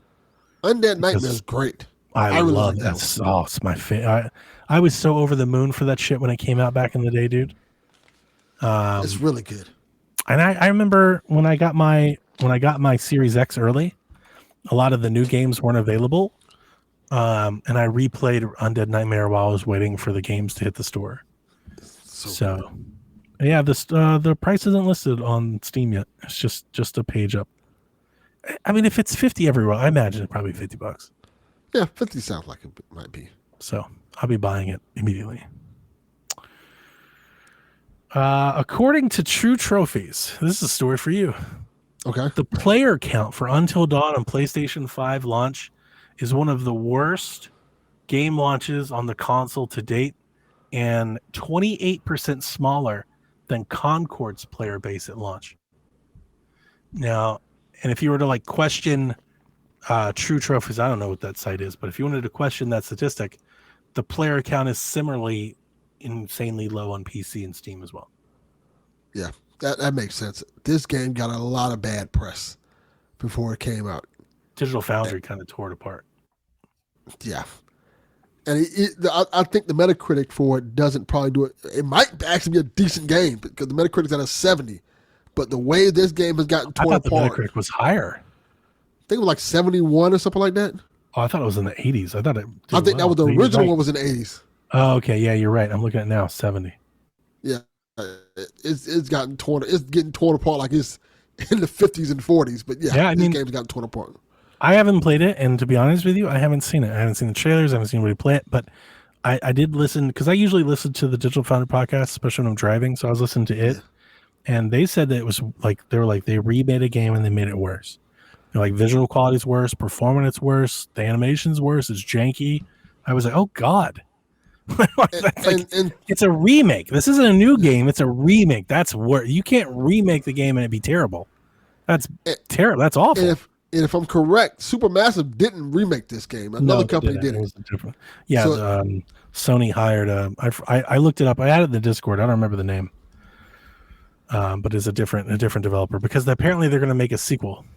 So they're making Until Dawn 2, and there's a movie coming out. Well, the movie's going to probably be decent, but that's the whole point of this remake and everything. And they probably did the remake on the cheap, and that's why. And because here's the thing. I don't think there's nothing wrong with playing the PlayStation 4. The PlayStation 4 version was fine. Like, you could just play that. They should have just like up-resed and enhanced that game. But they, for whatever reason, somebody decided, no, we're going to pay somebody to remake the game in Unreal Engine 5. Ballistic Moon's the company, by the way. It introduced all kinds of fucking issues. Yeah. That is correct. That is the name of this. I don't know anything about them. That's not a name that comes to mind. The reason why I wanted to get into this game was because it has more content in it. It's supposed to be like new levels, and it's supposed to be like a special edition without being a special edition, like new levels, deleted scenes, and they kind of added into the story. I think it even has a new ending or something like that. So Ballistic Moon is founded by Supermassive alumni. Okay. So that's another reason why they went with them. Wow. They're it's unfortunate. This is their first game. Yeah, unfortunate for them. Yeah, I really loved Until Dawn when it came out. I really did. As like the horror fan, I loved it. I think a part of the reason why I was not excited when this was announced. I have not been excited about the entire time. I wasn't either. When we were talking on the Discord, I was thinking to myself, I was like, why is that? Because I love this game on PlayStation 4, and I think the reason for me is that since this game has come out, we've had like 20 clones of that game since. They keep trying. We've had repeats and retakes at it, so it's like I'm not nostalgic for it because it hasn't been long ago. Because it became a genre. Exactly. This is the thing. It's not only about Supermassive. It's overdone, and it's over and over and over again. So I'm like, yeah, I'm not interested in this. Like, my thing was everything that they showed me screamed, this should be like an upgrade. Like, you should pay like hey, here's $20 more and you get this version of it if you already own the game. The fact that it was an upgrade. Yeah, this is a full price game. I wouldn't pay. I'd be like, you better leave my PS4 version intact. Leave it alone. Yeah. Like, I don't want the upgrade. You keep your fucking upgrade. I want to keep my shit, the OG. Yeah. Yarn says they better not GTA Definitive Edition this game. It sounds exactly like what they did. Yeah. I from day one, once I was like, they're charging full price for this game? Oh, we added some new stuff. I'm like, that's not enough stuff for like $70. It's not a great way to kick off this thing that you seemingly want to be some multimedia franchise. Like, we're going to make a movie or make a sequel. It's like, Jesus. And I think getting off to a really bad start here. Yeah, this is not one you want to mess up on. I think Until Dawn could be a good franchise for Sony in general, but you got to nail it. And they didn't. I am curious that, because I know they was talking about making this a franchise. Are they going to use the characters from the game? Like the same people? I don't know, but I mean, I did see that they wrap filming. It's done. Because they are like editing and whatnot. I imagine that movie comes out like next year. Yeah, because the people in this game are like significantly older now. Like when the game came out, they're not like they don't look the same actors, but same characters. It'd be the same. I was trying to figure. Is it going to be the same actors? Yeah, no, I would imagine so. Because Xbox has announced a themed Indiana Jones console that you can't buy. Oh, get the fuck out of here. So they got a big gold Indiana Jones Xbox with a themed controller and everything for a sweepstakes. And that's you're stupid. Just not allowed to buy it. That is dumb. Just sell us it. Stop doing this dumb shit. They don't have to be the fucking, ooh, you can only buy this or wish this on a star. No. Let people buy the shit. Even if it's limited. It's so stupid. It's like the meme where the guy shoots himself in the chair and then goes, why would I do it? Like, it's like, why would Xbox do this? Like they just shoot themselves in the foot so often. Here they have this big ass game, Indiana Jones, was going to be exclusive. Then it's never got mad. It's like the least you could do is fucking try to sell a console based off this property and like try to move some hardware. Yeah. Nah. And the thing that annoys me about it is, and listen, hang on, let me finish this spot. How many fucking controllers have they sold? We have fucking a bajillion controllers. Space Jam controller, yes. LeBron controller, fucking Galactic Purple controller, see-through controller. Here comes Indiana Jones controller that you cannot buy. Who the fuck is making these decisions, man? I don't know. It's so like bad. It's just I've lost so much hope and desire for Xbox. Like it's a comedy of errors at this point. It's like, oh, okay. It's like, of course. Why would we expect them to do anything else but this? It's baffling to me because they don't. This isn't the first or second time they've done it. They've done this with SpongeBob. They've done this for I think Deadpool. There's like a lot of things that Hellblade that people want to buy. Like, no, you can't buy. We couldn't even buy Hellblade. Couldn't buy a physical copy of the game. Couldn't buy a console. Couldn't buy a statue. Nothing. You'll get nothing. It's baffling. It really is, isn't it? Like it's fucking. I can't. I'm broken. I'm a broken Xbox fan. I've lost all hope. Like you know what I'm happy for? I'm happy I'm gonna get like 4 free Call of Duties and like that's gonna be it. I'm gonna call it a wrap. Like I just you let me know. You know what? Just let me know when Gears shows up. And I'll buy Gears somehow. And like that's where I am these days. It's like I have no. The tank is empty. I have no enthusiasm for. I think we had that conversation last week where I was like, yeah, it's time to set sail on my Game Pass because I have no use for it. I'll just buy the game. I have use for it. You do. I don't. I'll still use it. This year I haven't used it as much because I'm playing like all the games that I want to play. I'm buying. They're not on Game Pass. Yeah. Game Pass seems great. They have a lot of games. I'm definitely not throwing a stone at Game Pass seems great. No, not at all. Lots of games. I just don't have time to play them because I'm preoccupied. Yeah. I have gotten to the point where like I don't think I need this anymore. I'm almost to that point with PlayStation Plus. Like I don't know if I need this anymore. I stopped Plus years ago. Yeah, I'm about to 86 that one as well. Yeah. Yeah, I plan on playing Stalker whenever that arrives. I forget, but I'll play Stalker 2. I'll try it. I'm excited for that one. But yeah, Call of Duty. Let me know when Call of Duty shows up. Yeah, but that will be the one to get for it. Just like the Xbox, I don't know, the vision, the vibe, the whatever it is. I just don't have a lot of stock right now. Yeah, like I feel like I'm at an all-time low, and that's crazy coming from like the Matric days. And it's not that bad. Like I it's not that bad. It's just I'm not even going to compare it to. It's not that bad, but for some odd reason, I feel worse about it now. Like this is worse. It's different. You know what it is? I think it's the idea of hope and what we were hoping for and what we were expecting to what we actually got. Yeah, it's just sour expectations for sure. Yeah, that's what it is. Yeah. Yeah, they're totally fine to exist the way they are. It's just not all that exciting. Yeah. It's like, okay.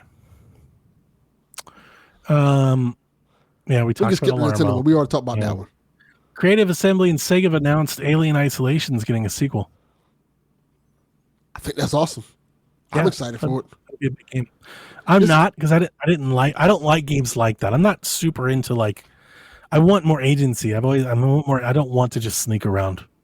That's not my favorite thing. But the game is beloved and a lot of people love it. So I'm happy for them. I appreciate that this game is kind of a success story. I remember when this game first came out, people were panning the shit out of this game.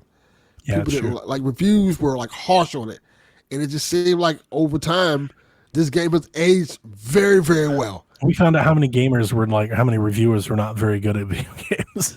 Yes, very much so. Because I remember people talking about how hard it was and how bad it is and stuff like that. And people were like, no, this is kind of fucking awesome. This is what we want from Alien game. Yeah.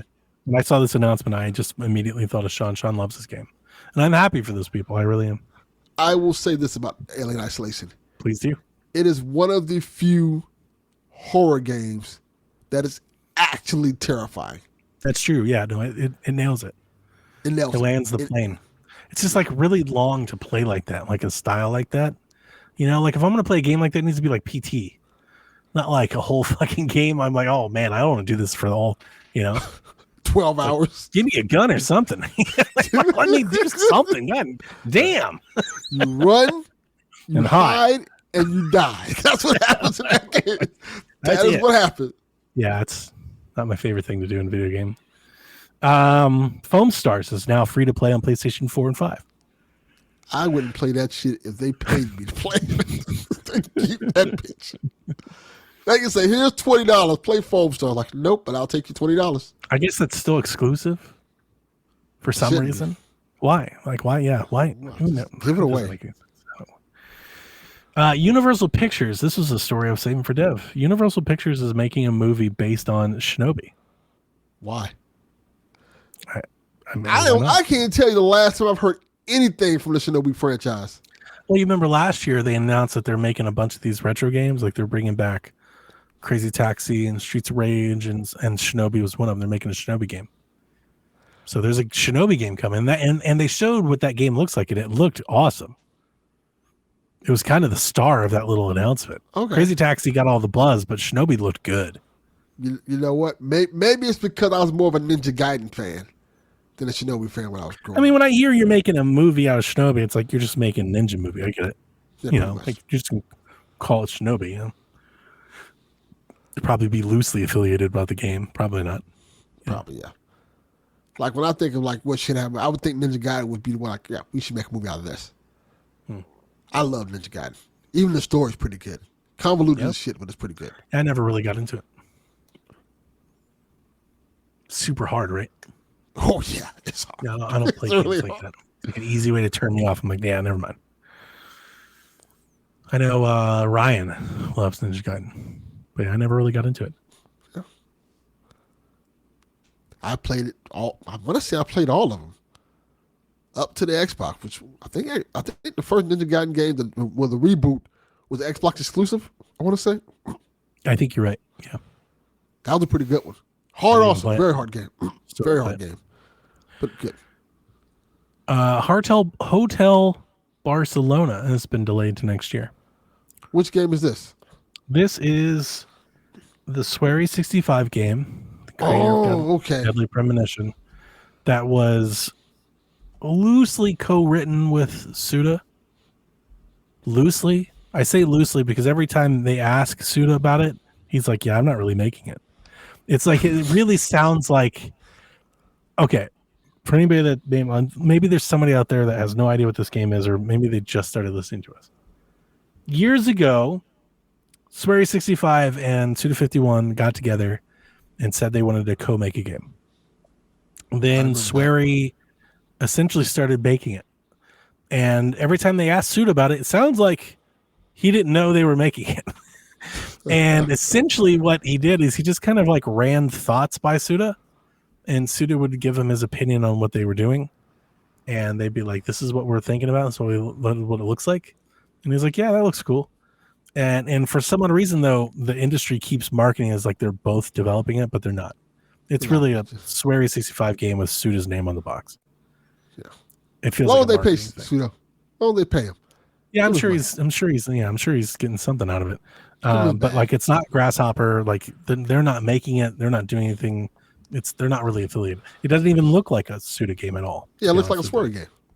And it was supposed to be, when they kind of mentioned it, they were supposed to have like these iconic killers, and then when you see it, like, you don't really recognize any of it. You know, I'm not excited about this. Will I play it? Yeah, I will, because it has his name on the box. I will. What was the last game Swery made? Was it that Xbox game that was really weird? I mean, I would have said Deadly Premonition 2. Oh yeah, he did make that crap. Yeah, that was what I would have said. I don't know if that's maybe they've done something else. I don't know, but that would have been how I would have answered that question. I think what was the game Xbox game I was talking about? Harto Barcelona. He made a game called The Good Life in 2021. The Good Life is a role-playing game developed by White Owls for Xbox One, Nintendo Switch, and PlayStation 4. The game involves playing the role of Naomi Hayward, a journalist in New York who, after accumulating a debt of $30 million, has been sent to investigate a small village in North England believed to have a secret in which the population is able to transform into cats and dogs. Huh. That's the game that they made. It has a Metacritic of 50. Wow. Nintendo Life gave it a 7. That's good. That's pretty good. Comic Book gave it a 35. Metro gave it a 20. Here's what Eurogamer says. A surprisingly generous and deep life sim from the mind of Swery 65, but frustratingly creaky. So, doesn't sound great. I was thinking of D4 Dark Dreams Don't Die. Yeah, I never played that either. That was the Xbox exclusive game. What a weird game. A Quiet Place, The Road Ahead has included a mode that allows you to turn on a microphone where its creatures will be able to detect any real-life noises you make while playing the game. Absolutely not. You got to. No. There's a lot of Steam games that do that, too. And I turn that shit up on those, too. You got to turn the mic on that PlayStation 5 controller. No. And just whisper, be like, hey, little monster. No. I would die as soon as the game starts. The fucking dog would bark. The parrot would make noise. My son would walk in. That parrot be like, you son of a bitch, and the monster come and kill you. Yeah, immediately. You embarrass me. Start fucking trying to kill the parrot. Yeah, choking the parrot like Homer does Bart. It's the last time, parrot. You're going to die today. Yeah, can't do it. That's hilarious. PS5 Pro pre-orders go live tomorrow at most stores. Again? Yeah, so stores. So they're supposed to go live at Best Buy and Amazon and GameStop and Target and all that.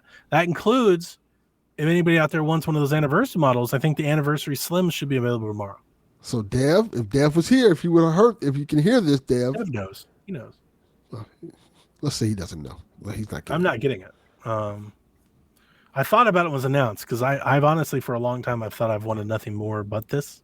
Like this is kind of all I've wanted. I wanted that PlayStation 4 for so long. It's just so much money to pay for something that like I already have. Like I have the plates. It is a lot. I have the silver plates, the silver controller. I know it's not the same, but it's like it's like right there to being the same thing.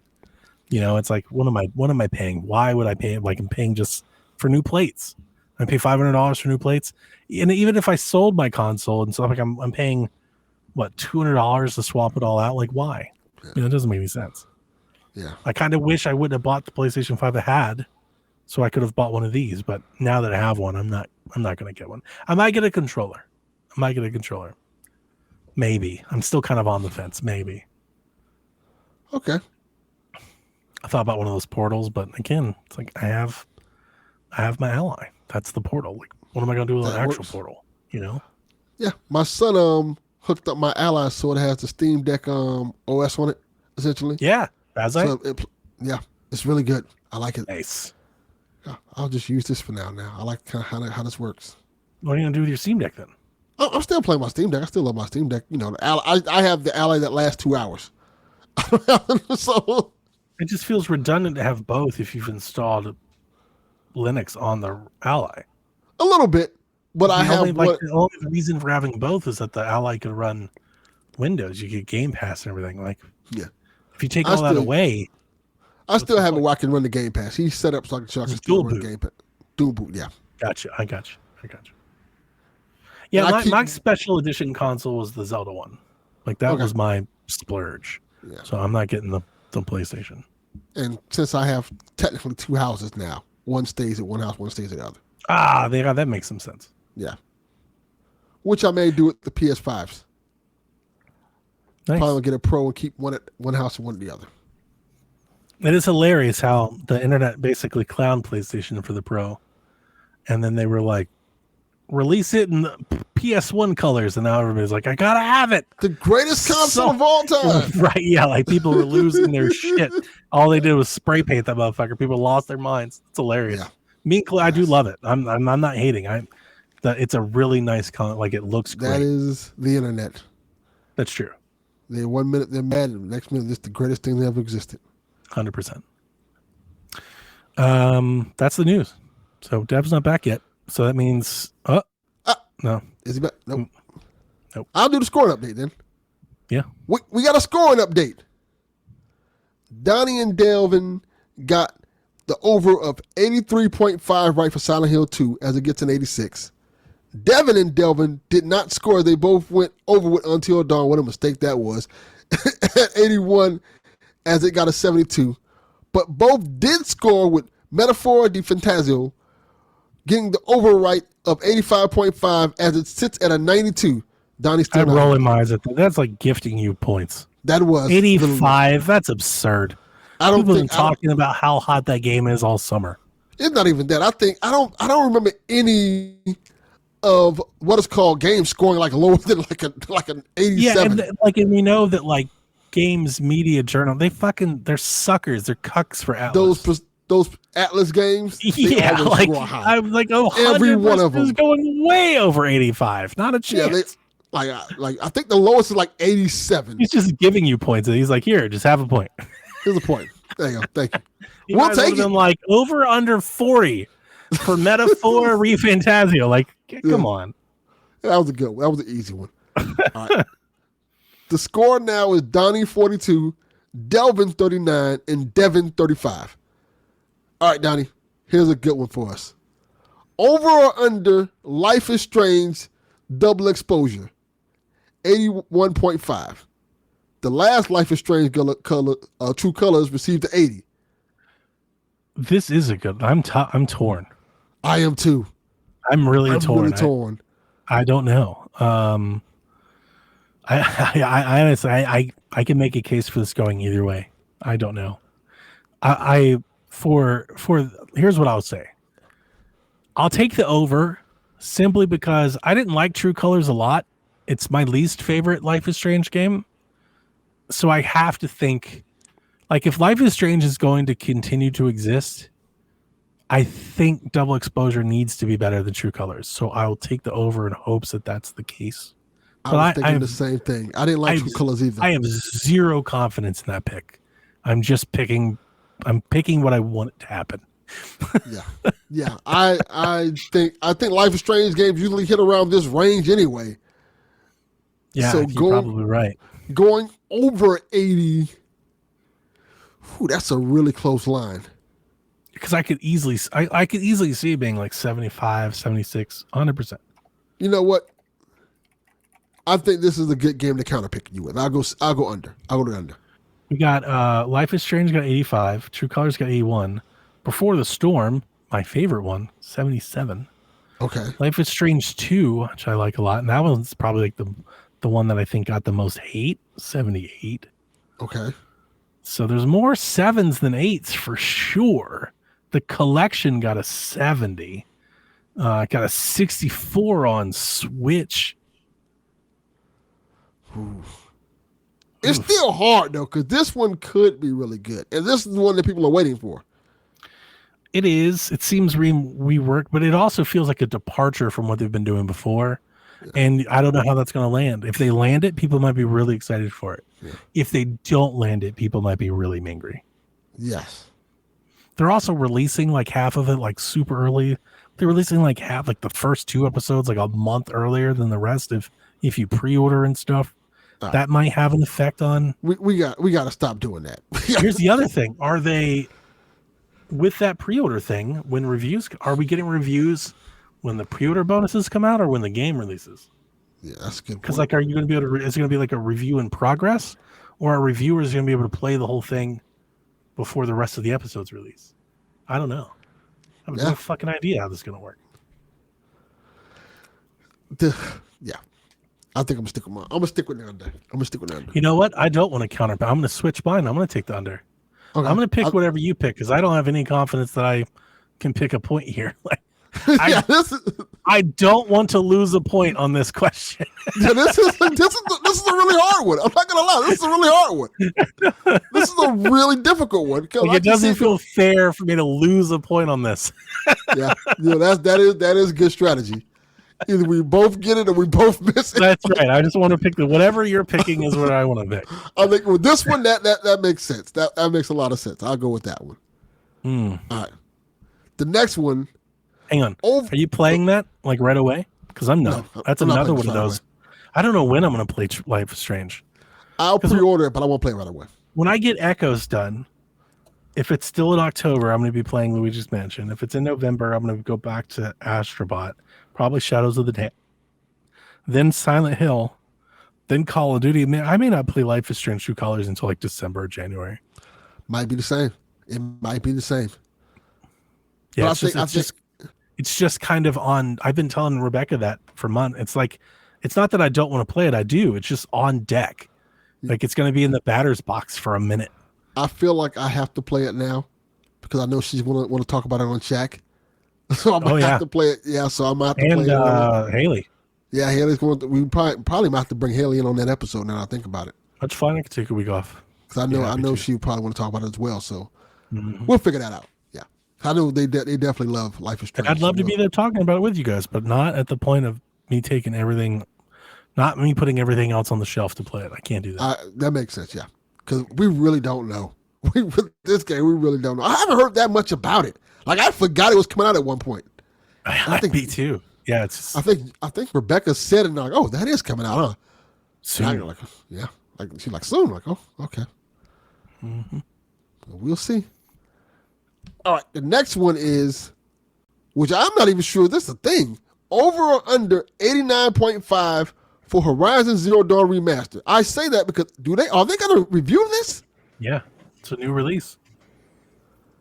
Of course they're going to review it. Everyone's going to talk about how the upgrades changed the game. I guess. I don't know why. Like, I don't see why. It's the same. Well, anyway, Horizon Zero Dawn scored an 89 when it first released. Like, they just reviewed Until Dawn. Why would that's like a full. This? That's like a full remake. This is a remaster. This is like a remaster. This is just like making a review remasters all the time. Yeah. Just type remaster in a Metacritic. Look, it's real simple. Pick a score. You going over or under? I'll take the under. I was gonna take the under too. I think people are a little. I think people may be a little horizoned out. I'm gonna take the under also. No, you know what? I'm taking the over. Fuck it. 89 is high. That's not high. It's really high. I'll take the over on like the Lego. version. Cool. I don't know where people are on that one. Like, that's the one I'm excited. Like, I'll play that one. I'm getting that one day one. That's another one I gotta find time to play. There's too much to play. Like, I forgot who I was telling this to. I was telling somebody. It was Haley. Haley was calling. She texted me about like which games we're buying and trying to line all that up. And I'm like, I'm actually kind of glad Shadows got delayed, because I have zero time for Shadows right now. And I would not, to be fair, I would have dropped everything to play Shadows, but that just would have meant everything else is waiting even further to be played. There's no time. I'm so fucking underwater on games to play. And I'm also like with Echoes, I've seen several people in Discord, they've already beat it and everything. I have no idea how long it takes to beat. I'm not like too preoccupied with it. I'm not trying to beat it. Like, I'm enjoying the Zelda game. You know, like, I'm sitting down, I'm playing my Zelda. I will beat it whenever I get there. Yeah. Like, as time allows. And I think I'll play Silent Hill the exact same way. You know, so like the idea of an Assassin's Creed epic being dropped right now, like, no time. I have zero time for this right now. You got as much time as you want. You play it when you're ready. Like, that's the whole thing with everybody. I could be playing Shadows for the next year. You could be. And when it's time, you'll get to it. So, what'd you guys take on the previous, the Life is Strange, whatever it is? I took the over, and then he took the over, and then he took the under, and I didn't want to lose the point, so then I took the under too. Correct. This is because I don't know so what we're the both fuck on the under. I don't know what the fuck that game's gonna do. Man. I'm taking the under. I feel like those games have been kind of lately. Yeah. So but I do have some breaking news about Sparking Zero. All right. Okay.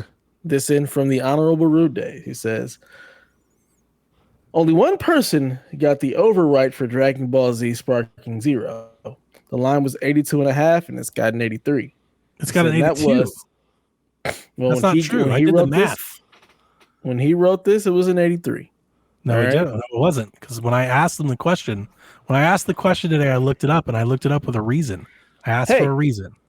Hey, this is coming from RudeDays, all right? And I'm telling you, I'm calling for a recount. You can call all you want. This is what happened. I'm going to do the math again. Here it is. Do the math all you Listen, the numbers have not changed. We have 3 scores for Sparking Zero on Metacritic. PS5, 83. PC, 83. Xbox, 80.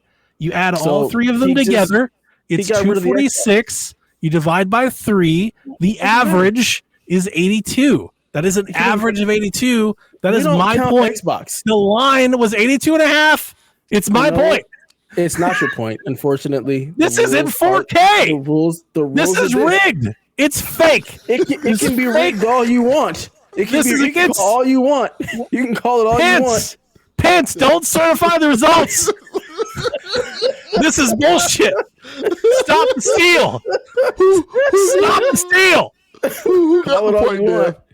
Call it all you want. This is absurd. Fuck that. I'm absolutely not. And to quote Delvin, the California legend, Chaffee, who made the request to double my points, got it right. So he's not going to double the points because then the season's over. But he is going to give the Chaffee bonus of 4 points, which ties me up with Delvin at this point. At 30. I vacate the contest. I will not pick another. And the funny I'm thing not about picking it is, another game. And you know what? I knew that was the case. That's why I kept saying we cannot allow this shit to happen. I'm not picking another game. I knew that was the case, and I knew that's why Dev was like, "Hey, let's get the squad collusion. in." This is collusion on the highest of orders. I knew this was the case. Nothing to do with this because my son came and wanted to buy the game. And it was so funny. On the worst system. We don't even count hilarious scores anymore. Because he came to me and he goes, "It's reviewing very well." So I looked it up. I go, "Is it?" And I looked at it and I was like, "It's 82. It's not reviewing that well." And he goes, "That," and it was so funny. Jack goes, "Well, that's because the people that gave it low scores don't know how to play it." It was so funny. How is 82 Goddamn not right, Jack. well? How is an 82 not a good score? I appreciate Jack having that Delvin energy. Oh, yeah. He immediately got defensive. So because he came and asked me about the review, that's why I sat down today. And when I saw the Rude come in, I was like, wait a minute. Why isn't Sparking Zero? And this reviews are out. and I knew the review. I actually went back. I looked in this and I typed in Sparky 0, and the Rude set the line at 82.5, and I was like, I remember I took the under, and I should get that to 82. Yeah. I should get the point. I remember. I think, and you were like, even look points for Donnie. I was like, we both took the under. This is your point too. But I knew what. I'm fighting for you. I'm trying to cross the aisle here. What happened? Stop the steal. Where's Giuliani? Where's Giuliani? Even if you were to take the average of PC, Xbox, and PC, it's still not the average, because then it's 55 PS5 reviews. Doesn't matter. 8 reviews from Xbox. And 11. So you want to take the average? Take the average across all the reviews. We take the average across all consoles. That's how we do it. Dev, the average of the place of all. Dev, the average. I don't know if that's how he does it. This is ridiculous. I'm out. I'm out. I'm just saying. The ritual ends here. This is it. Like, it literally is. You only don't want to take the RudeDays announcement when it doesn't favor you. When it doesn't favor me, how this works. When it doesn't favor me, he's rightfully fucking me in the ass. This is absurd. He's fucking giving you guys 8-9 points a month. He's giving you Refantasio and quadruple points, and this is bullshit. What am I even doing anymore? I don't even know about whatever the Refantasio thing is. Collusion. This is collusion. Just picked against Delvin. That was all. No, you got a point. I got a point. We both shared a point. Oh, sweet. Collusion of the highest order. Now you're like 3 points behind Donnie. We're all like tied up. This doesn't benefit me at all. Like, Dev just tied me. I was like beating Dev's ass. Now we're tied. Mm-hmm. Now it's tight. To be fair, Delvin, he's given you like 19 points.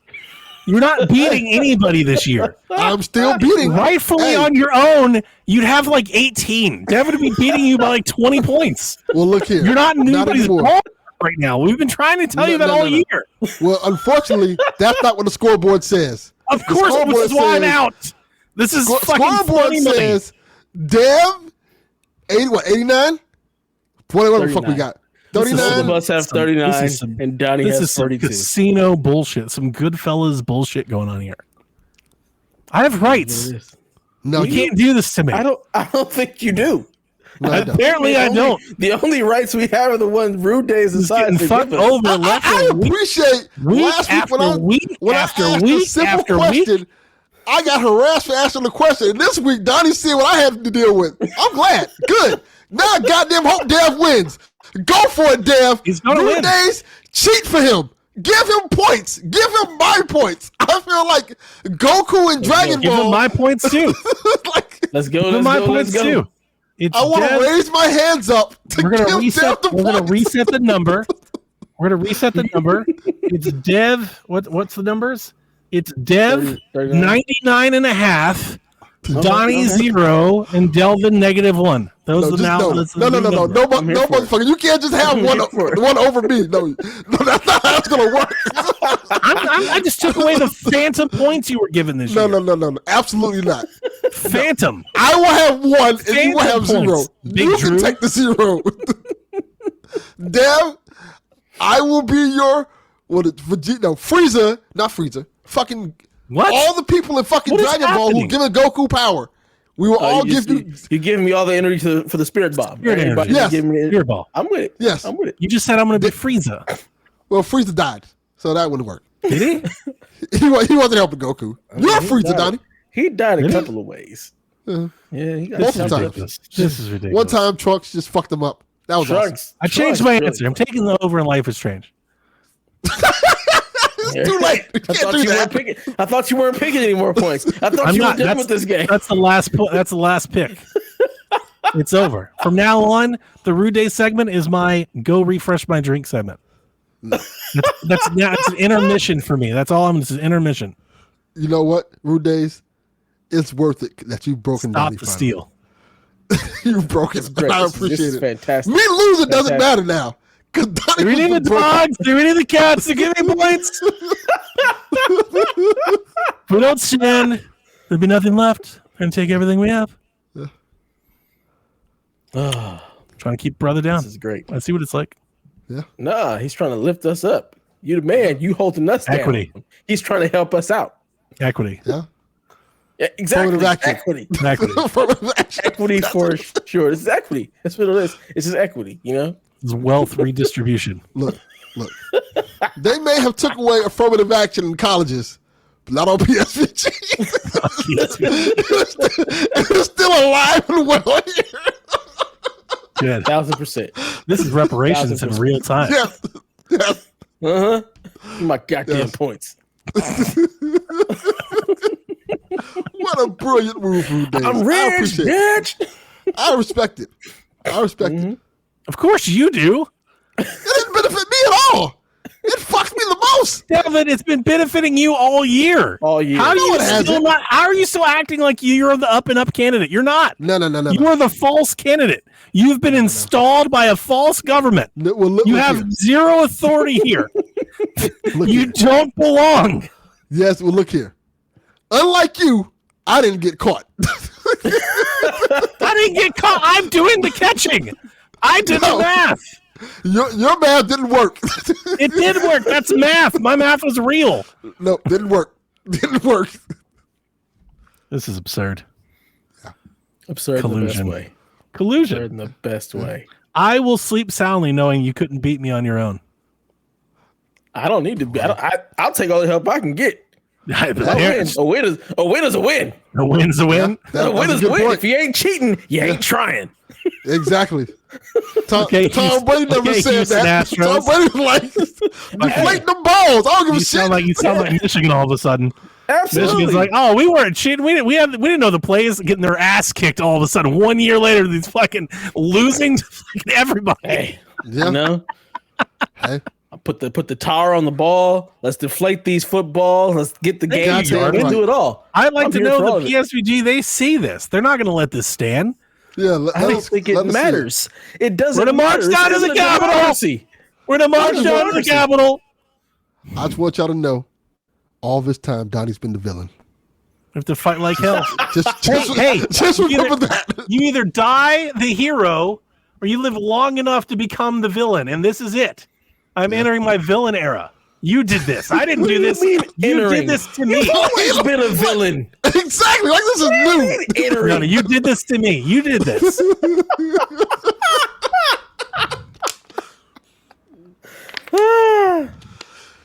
This is great.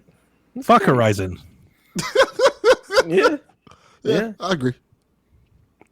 You said I get to upgrade that game on PC too? Mm-hmm. Is that real? $10? Yeah. Yeah, $10. That's awesome. That's like the nicest thing Sony's done in like 8 years. That's the least they could do. For real. Yeah. Keep shoving these damn remasters down our throats. What's the next one? Did they actually do Days Gone? Was that a real thing? I didn't see. I think that's coming up. If it is, it hasn't been announced yet. It wasn't announced, no. So apparently, I still haven't looked at that state of play. I still don't know what happened. I just found out that what was it? What was the game? Ghost of Yotei. Yeah, it's a girl. I didn't even know. I watched Lonnie Keating. I was like, oh shit! Mad. I didn't even know it was Yotei. I thought, I came back and then just scrolling on Twitter, I thought I saw like Ghost of Tsushima. I was like, oh, so Ghost of Tsushima 2 got announced. I had no idea. No. I had no idea. I watched Mighty Keith. I was like, oh shit, it's a whole thing. Yeah. Ghost of Yotei. It's like 300 years in the future. Oh, really? Yeah. It's so Jin's long dead. Good. Long dead. Guns never stay dead. He's as dead as me in this RudeDays game. There you go. There it is. Dead. I'll be buying that. I'm definitely get that sucker punch. Looks awesome. For sure. For sure. Oh, I mean, well, Ghosts always look great. Well, people are going to be mad. That was never my issue. Ghost is a gorgeous game. Beautiful. People are going to be mad, and then Donnie's going to get it, and he's going to hate it because she's going to be just as honor bound as Jin was, and it's going to be honor bound. He's a whiny little mad. Bitch. He's boring. You know what? He sounds way more whiny in English than he does in Japanese. So really, maybe that's it because I definitely played in English, and he's whiny. He sounds way whinier in English than Japanese. He's all like, he's out here, he's like murdering people. And he's like, I feel bad for dude. It's like, shut up. God, you can't kill 9,000 people and then be reflective and emo about it. Get over your fucking self. You're a samurai. You murder things. That's what. Right? Exactly. Get over yourself. It was like this whole emo inner conflict shit. It was bull. It was. Oh, I didn't like that. You have no honor, Jin. Oh, I mean, just shut up. It's gonna be a lot of the same thing in this one. I guarantee it. We'll see. You'll hate it too. Hopefully she's more badass. Hopefully she's more badass. I remember that woman that you encounter in Ghost of Tsushima, and like her husband died or whatever. She was cool. I was like, can I play as her? Like I want to play as her. Lady Matsuko, I think he sucks. So I have no love for Jin. She's here to murder things. Yes, Jin is great. No, it is not. It's a far cry from that. He's pretty awesome. Pretty boring. You just want to smash things. You don't want to have any internal. Just be cool about it. He's just mid. He's just. I enjoyed him very much. He is a silent, but like if you could just turn it off, it may have been better. Just play it in Japanese. Don't have on subtitles. Then I may try that one day. I won't. No, I won't. But I'll try the new one. Play in Japanese. I'll do that. Put it in black and white. You good? Definitely not doing that. Why would you play it in black and white? It looks pretty cool in black and white. Yeah. You know what looks really cool? Those like giant amber orchards that they make, like with the damn forest. That looks cool. It does. Black and white. You turn that off in black and white. That's awful. That's sad. Really awesome. That's how it looks in the old movies. Give you the old movie. Who cares? They go watch the old movie. Nobody did that because it's a video game. We're not doing that. The Kurosawa mode is a whole thing. That's why it exists. It is very popular. Okay. Hipsters. This is why you don't deserve Ghost 2. Quit appropriating culture. Okay, you shouldn't be allowed. Stop. Why? It's not yours. Why? Everybody appropriates ours, so I'm taking some shit. Oh, back. Bullshit. That's a good point. That is a good point. Everybody want to be a nigga. Don't nobody want to be a nigga. I'm just saying. I mean, the NBA is very popular in China and Japan. That's true. Yeah. They got the NBA. We get their karate movies. Absolutely. What do you think Wu-Tang is? We love that shit. That's and true. they do too. Dragon Ball Z. We love Dragon Ball Z. Piccolo is black. Yes, all right. Green. Black. He's black. He's black. He's black. Mr. Popo is black. All right. Well, he's the color black. I don't want to claim him. We're not claiming him. He's in black face. That's a whole different black. He's in black face. Piccolo is a soul brother. Soul brother. Yes. Damn it. Love Piccolo. Just like a black man. He's cool. Raised other people's kids. Jin was like Piccolo. Jin's like Gohan. It's a whiny little bit. Oh my god, I hate Gohan so See, and that's how Jin is. Jin is Gohan.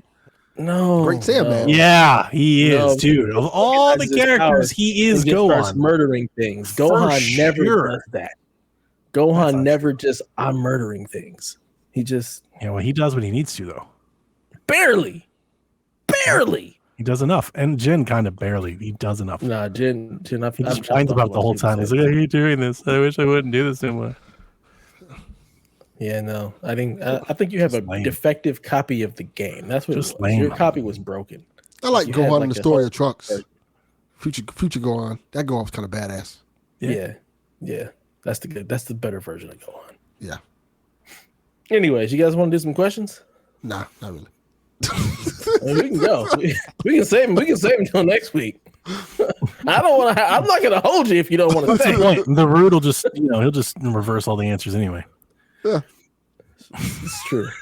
It's true. Rude, you should 100% do that. Rewriting history as we go. I mean, whatever the answer is, just make it the opposite. What's the point? So TPR says there's a moderate chance I may lose my job in the next 6 months due to my company's self-inflicted financial issues. Do you monitor your game spending when a threat of job loss occurs, or after you've been laid off, or not at all? I thought banking on my PC backlog in the meantime would be smartest, but on the other hand, smoke them while you got them. For context, I have an emergency fund that could last me close to a year if I was on my own, but I can always crash at my folks to save cash. I could coast for the first 6 months on unemployment checks anyway. That part blew my mind. The idea that if I lost my job, I'd be in a world of fucking hurt. A year? Mm-hmm. Oh, hell no. Yeah, I'm fucked. But there is a difference. TPR doesn't have kids, I'm assuming. I'm almost certain that he No, doesn't, right? no, he's super young. That's the No difference. kids. So that's how he's able to save and use with the money. Yeah, and he can go home. Yeah. Yeah. We didn't have those options. There wasn't no go home. There's no go home. I mean, dude, that sucks. I would hate to. That does. I would hate to work under that uncertainty. Yeah, it's a big reason I've been approached many, many times to join the private sector.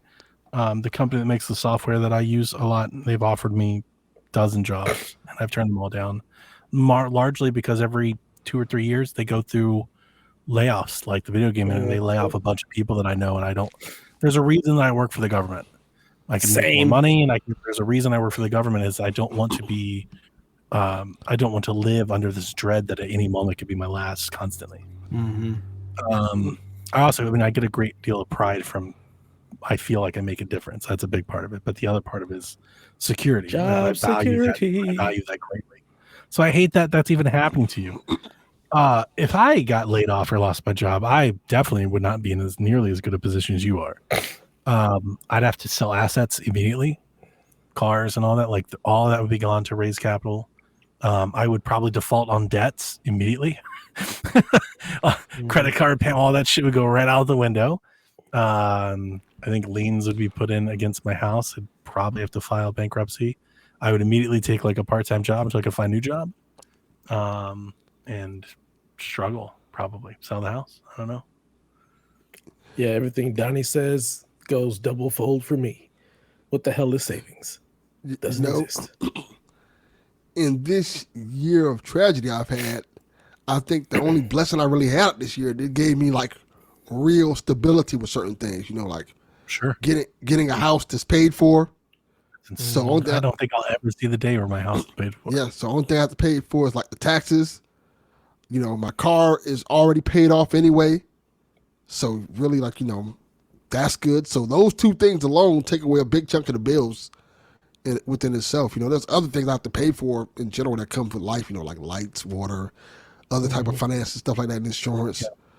Yeah. But at least, at the very minimum, at least I know that I will have a roof over my head and I'll have a car to get to a job if I need to. So that's kind of reassuring. Yeah, I think I should have said earlier, I think the move for me, if I lost my job and couldn't find one or had to relocate, the move for me would sell the house.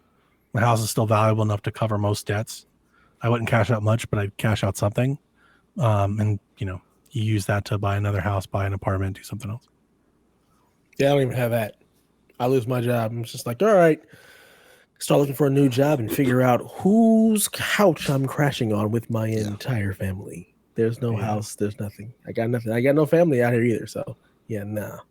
But that is, like Donnie said, like, this is why I work for the government. After getting a government job, I'm like, there's no way in hell I'd want to go work in the private sector or anywhere else at this point. Like, no. I took them up on good. I listened to one of their offers a few years ago, and it was so funny. They pitched this whole thing to me, and it was a really good fit. I would have rocked it. It would have been great.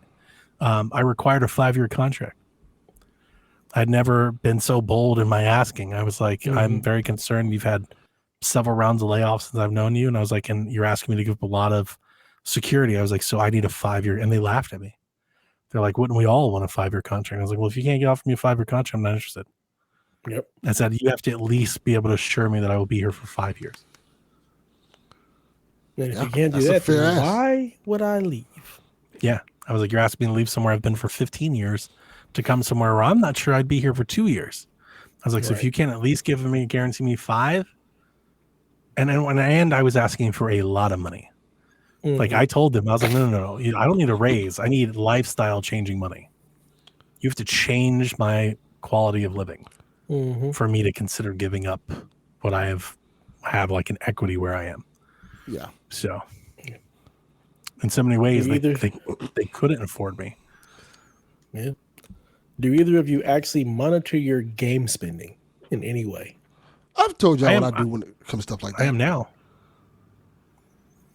I usually what I do is at the beginning of the year, I see the games I want to get, and I pre-order them when I have money. I pre-order them on the PlayStation Store, so when they come out, I don't have to worry about like rushing to get money for them and stuff like that. That's always been my thing. So that way, if something happens, and I'm like broke as fuck. I was like, oh, I want to play this game, but I have no money.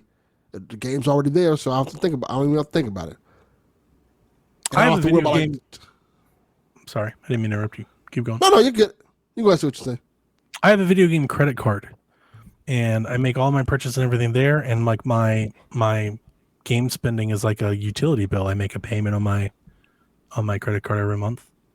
It's not like a crazy credit card either. I think I've got like $300 on it. Like I could pay it off, but that's not how you build credit, by the way.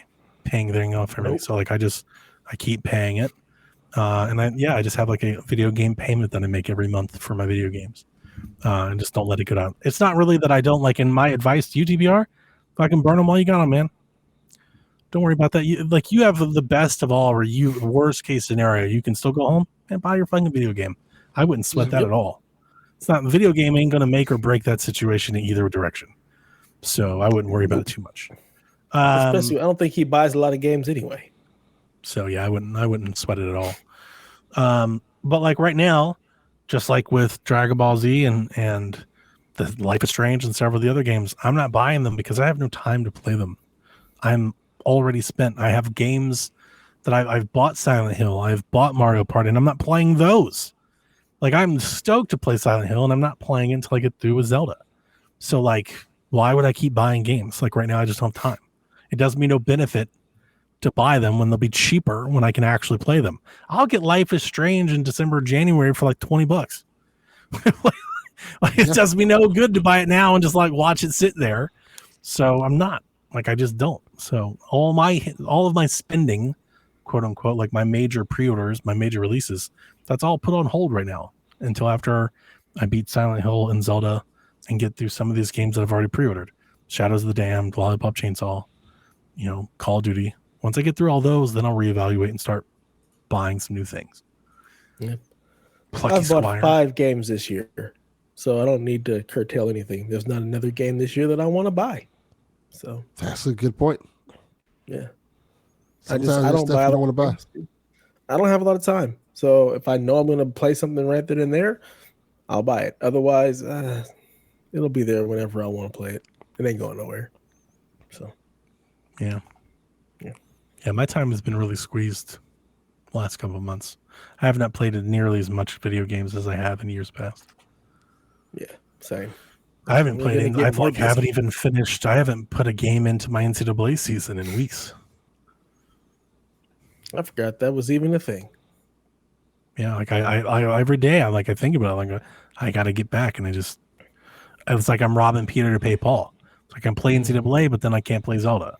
I can play Zelda, but then I can't play Silent Hill. It's like, so. Yeah.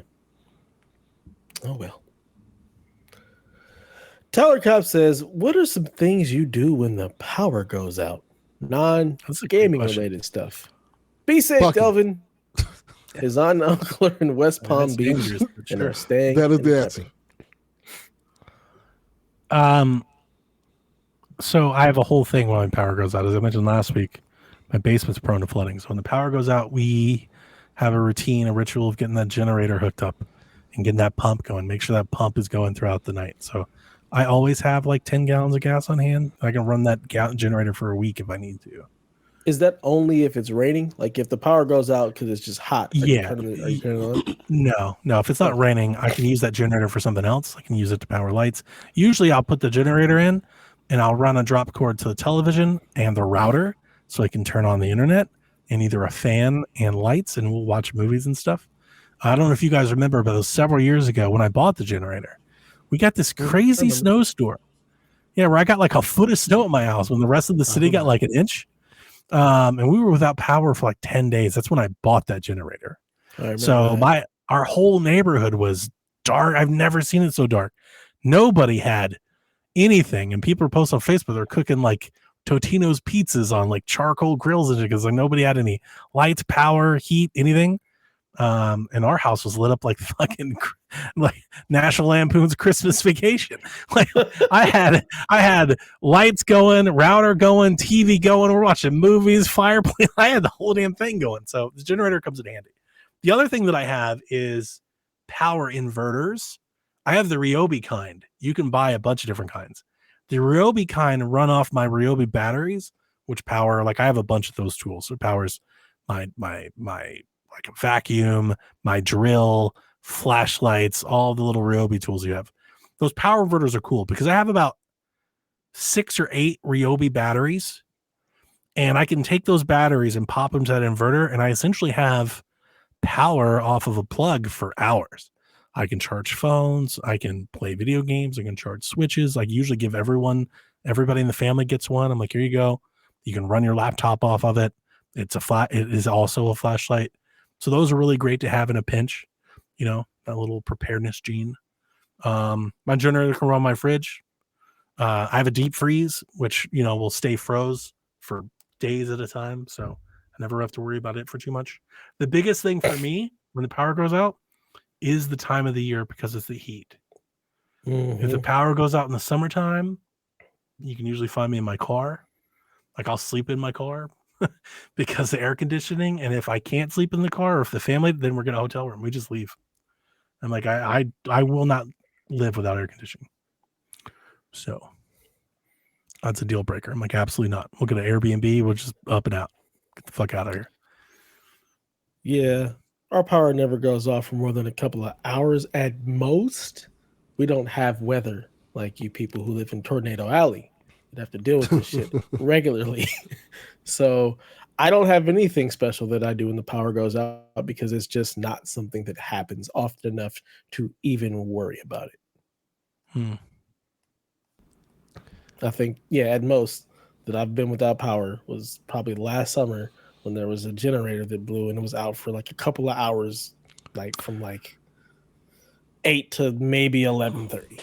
So that's typically, we don't have a whole lot of power outages because of storms. It's typically, we have like, I think we just have shitty wiring here in the neighborhood. We have neighbors, just transformers and shit go out and like not like it actually happened yesterday. While we were at the hotel, we saw in the neighbor, we have a neighbor at Facebook, and half the neighborhood was like, we're out of power, and we were worried because we left the kids at home, and but we looked at the house and all the Halloween lights and everything. We're like, oh no, our house was spared. Like we weren't caught in that one, but most of the neighborhood was. But yeah, it's usually something like that, like a car wreck, like somebody hit a pole or something. It's usually that takes the neighborhood out. If we're out without power for a storm, it's usually a hefty storm. Yeah, my neighborhood is relatively new, so we don't have those kind of issues. So yeah, nice. Delvin, yeah, I have gas generator. I also have gas generator. Yeah, you mean like a gasoline, like a generator? Yeah. Okay. When you said gas, I was thinking like natural gas. I'm like, what are you talking about? Oh no, I've never heard anybody explain it like a gas generator. I get it. You have a generator. Yeah. That runs on gas. On gas. I also have gas powered generator is what we're looking for. The answer was gas. Powered generator. Just a generator. I'm like, what's the alternative? I think they have other things. They have solar power generators. Maybe. I can't imagine you're pulling a whole lot off of solar though. No, I have I say that because I have solar power battery stations. I have like 3 of those that I also keep charged up regularly. Those are cool, then once they die, I can just hook them up to the solar power panels that I have in my house, and those can run for a while. And I also have 3 or 4 battery banks that I can just use that last for a while. So I'm pretty good. Yeah, I've got 3 or 4 of those as well. I routinely keep them charged. Like all my Ryobi batteries are charged. I keep them charged. Yeah. So if you've ever been without power for like any of that, if you've ever been without power for like days, like a week, you'll start carrying some of that shit around. You'll start keeping it on hand. Because you can go without it for a night. That's not too bad. You go 3 or 4 days long, you're like, oh shit. Kind of need it though. The last time I had a big outage, it was like for 4 hours, and I ended up like using the portable power station. I had like 2 of them at the time. I used one in one room and one in the other room, and it pretty much kept us watching TV and like watching like Netflix and stuff, and like the AC running until the power came back on. Like as soon as it cut off and died, the power came back. I'm like, oh, we good then. Nice. So I was straight. I also have a portable air conditioner that can run off my generator too. I wouldn't even know where to plug a generator in. Not inside your house. No idea how not any inside of your that house. shit That would works. kill you. Yeah. I have no idea. The first time I got a generator, my wife, I talked about it before. She's got crazy, clinical anxiety issues. She was terrified that we were all going to die because I put the generator back porch. It's just in her brain, like the fumes from the generator are going to go all in the house. We're all going to sleep and die. I was like, that's crazy. I need you to calm down and let it go. That's literally where it goes at. Like it's outside. It's fine. Yeah, you run a drop cord from the generator inside. And then whatever you plug into that generator can run off of it. And then how much you draw will depend on how long that'll run until you need to refill it. The more you plug into it, the more power it's going to The use. hell am up? So okay, never mind. I thought it was going to how would I run my AC off that? I wouldn't because it's your house AC. You wouldn't unless you had there is a thing called a whole home generator, like a whole installed appliance that'll kick on. There are buildings that have generator backup, so they'll run your whole house. I don't. A lot of gas stations have them. Yeah, I have a little. This is basically just an extension cord from outside getting power to plug shit into. Yep. Yeah. Yep. If you have window units, you can use it. Yeah, I have a window unit that I can run off of that. We're not allowed to have window units here. We have to have actual AC because we'll die. What? Oh. Yeah. There's nobody who has actual window units. It's all full AC. Right, but why wouldn't you just get a window unit in addition to the AC? Just do both. Yeah. Fuck that. Or get a high BTU window unit. They have really strong window units. No, because then I gotta figure out how to get that in the house and set it up. No, I'm not doing none of that. Just give me. Yeah, but you could if let's say you lived alone or with your partner and you didn't have kids and stuff, it'd be a hell of a lot cheaper to cool just one room that you're sleeping in versus the whole house. Yes. Yeah, you'd save hundreds of dollars a month. We're bougie. We're not doing that. Okay. Yeah, my wife wouldn't allow that. She's like, get the goddamn AC running. Well, you know what's funny? Keep it on. Is that in my house, I run the AC, and I turn on my giant barrel fan, and I turn on my window unit. Yeah, that's a nightly thing for me. I sleep with all of those things on every night.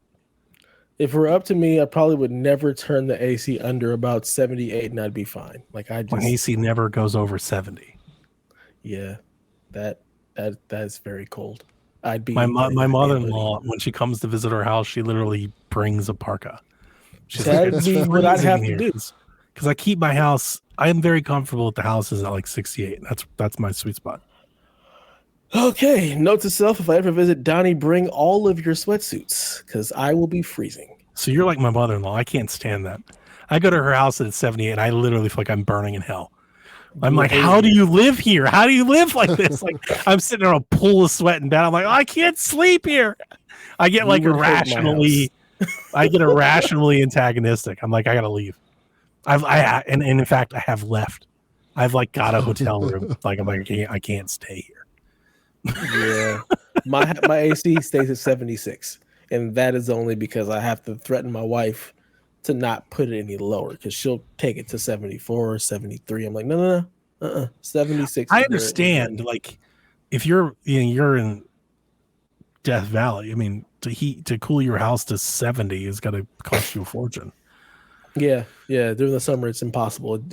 Summer here, when it gets getting to 70. When it's summer here and it starts getting to 102, 105, I do creep up to 72, maybe 74, just because you can't. It'll just run all day and night. It just can't cool that much. It's too hot. Yeah. Right. That's why I have the window unit and all the other things.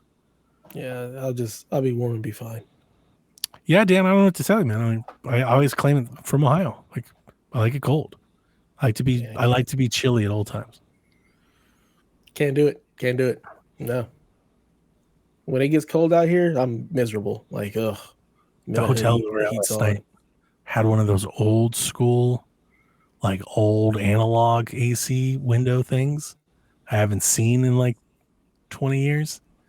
It was I had a very nice sleep last night. Big king bed. How it was old great. was the hotel? I wasn't that old, and it's been remodeled, but the AC unit was old. Not any of that. You go to a newer hotel, and you can't even change the AC anymore. It's all set for you, and it's oh, I can't stand this. This was the old school thing. I was like, I'll leave it alone. Let that thing run all day, night and day. I haven't been to a hotel where I haven't been able to change the AC. No, no, how long?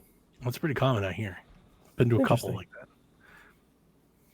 It's funny because This is for you. A few of them have like touchpads, and they're like tricks and things you can look up, little things you can do to reprogram them. I've had to reprogram several. I had one of them try to find me for reprogramming their thing.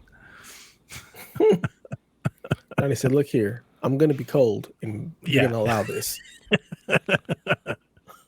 Money well spent. This is for you, Delvin. Snurts wants to know: can you teach an alligator to play Dance Dance Revolution? I can't teach my damn self how to play Dance Dance Revolution. Fuck, I'm gonna do with an alligator. Delvin said, "I have no rhythm. I'm that black guy who can't dance." Correct. It's a hilarious TikTok from Helene, where these people walk into their house. There's like 2 feet of water, and there's an alligator sitting on like their dining room table. Yeah, I respect him. It's his dining room table now. Yeah, you own this now. He's the captain now. Florida's built different, man. You guys see the viral guy that's going viral? He's like in Tampa on a fucking sailboat, and he's like just living in the sailboat. It doesn't even have a cabin. It's like a tent, like a zipper. He's like a canvas zipper. He pulls down. He's just sitting in the pit of his boat, and he's like, "I'm not leaving." What? It's a viral. It's like all over the news. They call him Captain Dan or something, and he's like, "Yeah, I'm not leaving. I'm not going anywhere." Yeah, that's Florida. Why? It's Florida. What are you proving? Like, why? It's not about proving anything. I think it's like it's usually, and I can't speak for all of them, but I think what usually happens is you'll get a hurricane or two that people get through, and they're like, it wasn't too bad, and now they just don't leave for any of them. They're like, we're fine. But you're sitting in a sailboat. Yeah, I'm fully aware. Oh yeah. Huh. And it's a little sailboat too. It's not like a boat. It's a little boat. Tornado throw that boat right around. But it's like a 15-foot boat. It's not big at all. It's a small little boat. And he's out there like jean shorts, no shirt. He's like, yeah, I'm not. And people are interviewing him. He's like, I'm not. Yeah. It's a whole thing. Florida. It's Florida. It's a very Florida story. Florida man riding out Category 3 hurricane in Tampa on his little sailboat. And the funny thing is that storm kind of shifted a little south of Tampa, so he'll probably be okay. And he'll be like, I told you I was fine. Like, he'll take credit for it now. Yeah. Good that's what Lord. Those are your people, Delvin. Somewhat. Unfortunately. All right, last question comes from Edward Varnell. He says, this is going to be a weird one, but do you feel like certain male gamers want the main protagonist and cast to go back to a straight white male default? Do you think those types of gamers calling a game woke show their lack of diversity and prejudice, racism, or discrimination? Certainly, for touched some. on this earlier. We talked about this earlier on the show. A little bit. Yeah. I think it's just the problem with society today, how people just kind of want to go to these extremes and pick these bases, because it's social media plays a lot into it. Because I don't think the general audience feels like that. I think that there's just loud minority who knows how to mess with the algorithms and make it seem like they're larger than what they are. And we can't be surprised. It's the culture wars and the identity politics. That is like a reaction that came from Barack Obama's presidency, right? Yep. And it's just been fueled ever since then. And now it's to a point where like every topic gets devolved into that, and it's to divide and conquer different groups of people.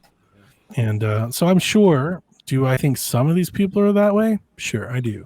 Yeah. Do I think all people that are complaining about this feel that way? I don't. I don't think it's racism. I do think there are some gamers out there that are just tired of everything being a certain way. And I don't think it's necessarily they want to go to be a straight white male. I think they'd like it to just go back to having options. And I think for some of them, it'd be nice to just have some males. So I think there's like a sliding scale there. I think there's a discrepancy. I think some people would be like, man, it'd be kind of nice if we did something different. And then on the other extreme of that, there probably is some racist or sexist roots there. And I've seen those accounts and those people too. But what we got to stop doing is taking those, that I think, extreme minority take, and then using that to be the soundboard to then touch base off everything, Does it make it seem like everything is just? It makes it seem that, like it's and all that's of us. Not It's the not all of case exactly. at all. And we saw it, and we see it all the time. Anytime there's like a game, and there's a female protagonist, what's the immediate reaction? Even before people get angry, the immediate reaction is, "Oh, the people are going to be angry that it's a female protagonist," right? Like we've conditioned ourselves to even expect it this way. Again, and that's part of the problem.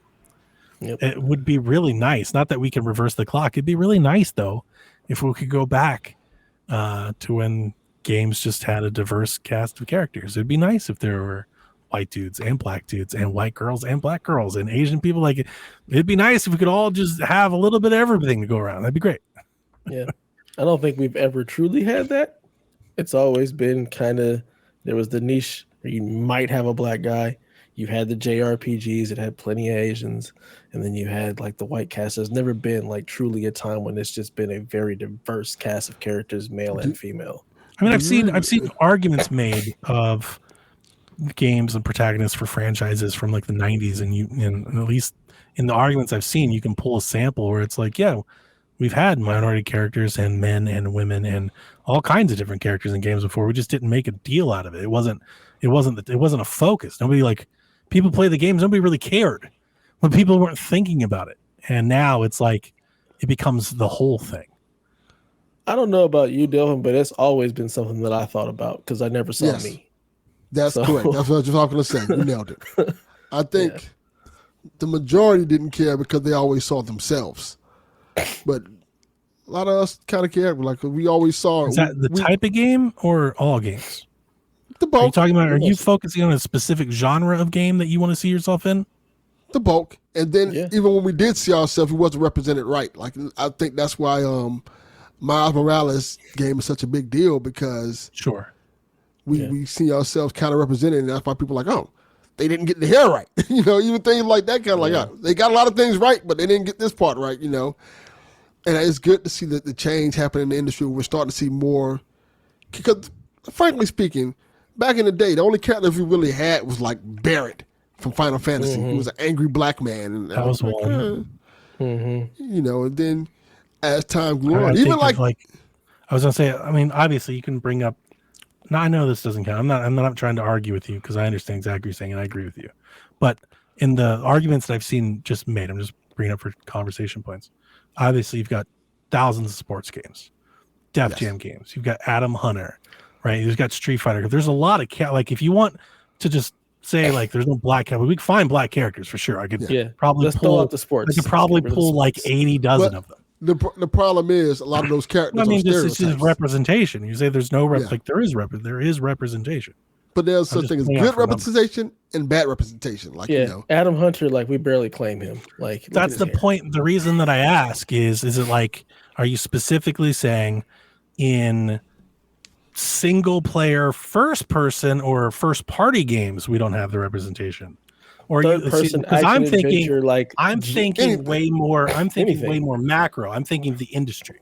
In the industry, literally for like almost since the beginning, we've had a swath of characters. And yeah, you can say they're stereotypical. You had Asians in ninja games or JRPGs. That's all true. But it's still we had female leads. We had male leads. Like there were leads everywhere. There was always somebody somewhere you could point to and be like, that's different. It's like you'd think that we had like 25 years of nothing but straight white males, and it's like we didn't. We did maybe in a certain style of game, which I think is very true. Yes. Yeah, because we're in the sports games and Def Jam, and that doesn't fucking count. That doesn't count. That doesn't count. I will say there were characters that we looked at like, this is our representation, but I think the argument is not that it doesn't count. I think the argument is that it's cheap. Yeah, I think it's cheap, and it's just real life. It's not a real. You're just taking actual people. And then you also have the games where you're allowed to create your own characters, right? Like those are no longer taken into consideration. I don't take those into consideration until now because they didn't get us right. I can't get my hair. Oh, that don't look like me. It looks like basically a dark skinned dude with a dark skinned white dude with a buzz cut. Correct. Like, because in my head I think about like the characters from the past, like DJ. I'm like, DJ is cool, but I don't know any black guys who act like DJ from Street Fighter, or like even Barrel. So let me ask you this: does it? I don't know any characters that like. I don't necessarily think I go to a character and be like, "Oh yeah, I know that guy." Like I don't know Cole. I don't fucking know anybody like Cole. Is that like something you're seeking for? Yes. No, in a way. I think it is because like even if you don't see anybody who you know, like I don't know DJ. I don't know a person who acts like DJ, but shit, at least there's a black guy. So I think there's that. Like we feel like at least I see somebody who looks like me.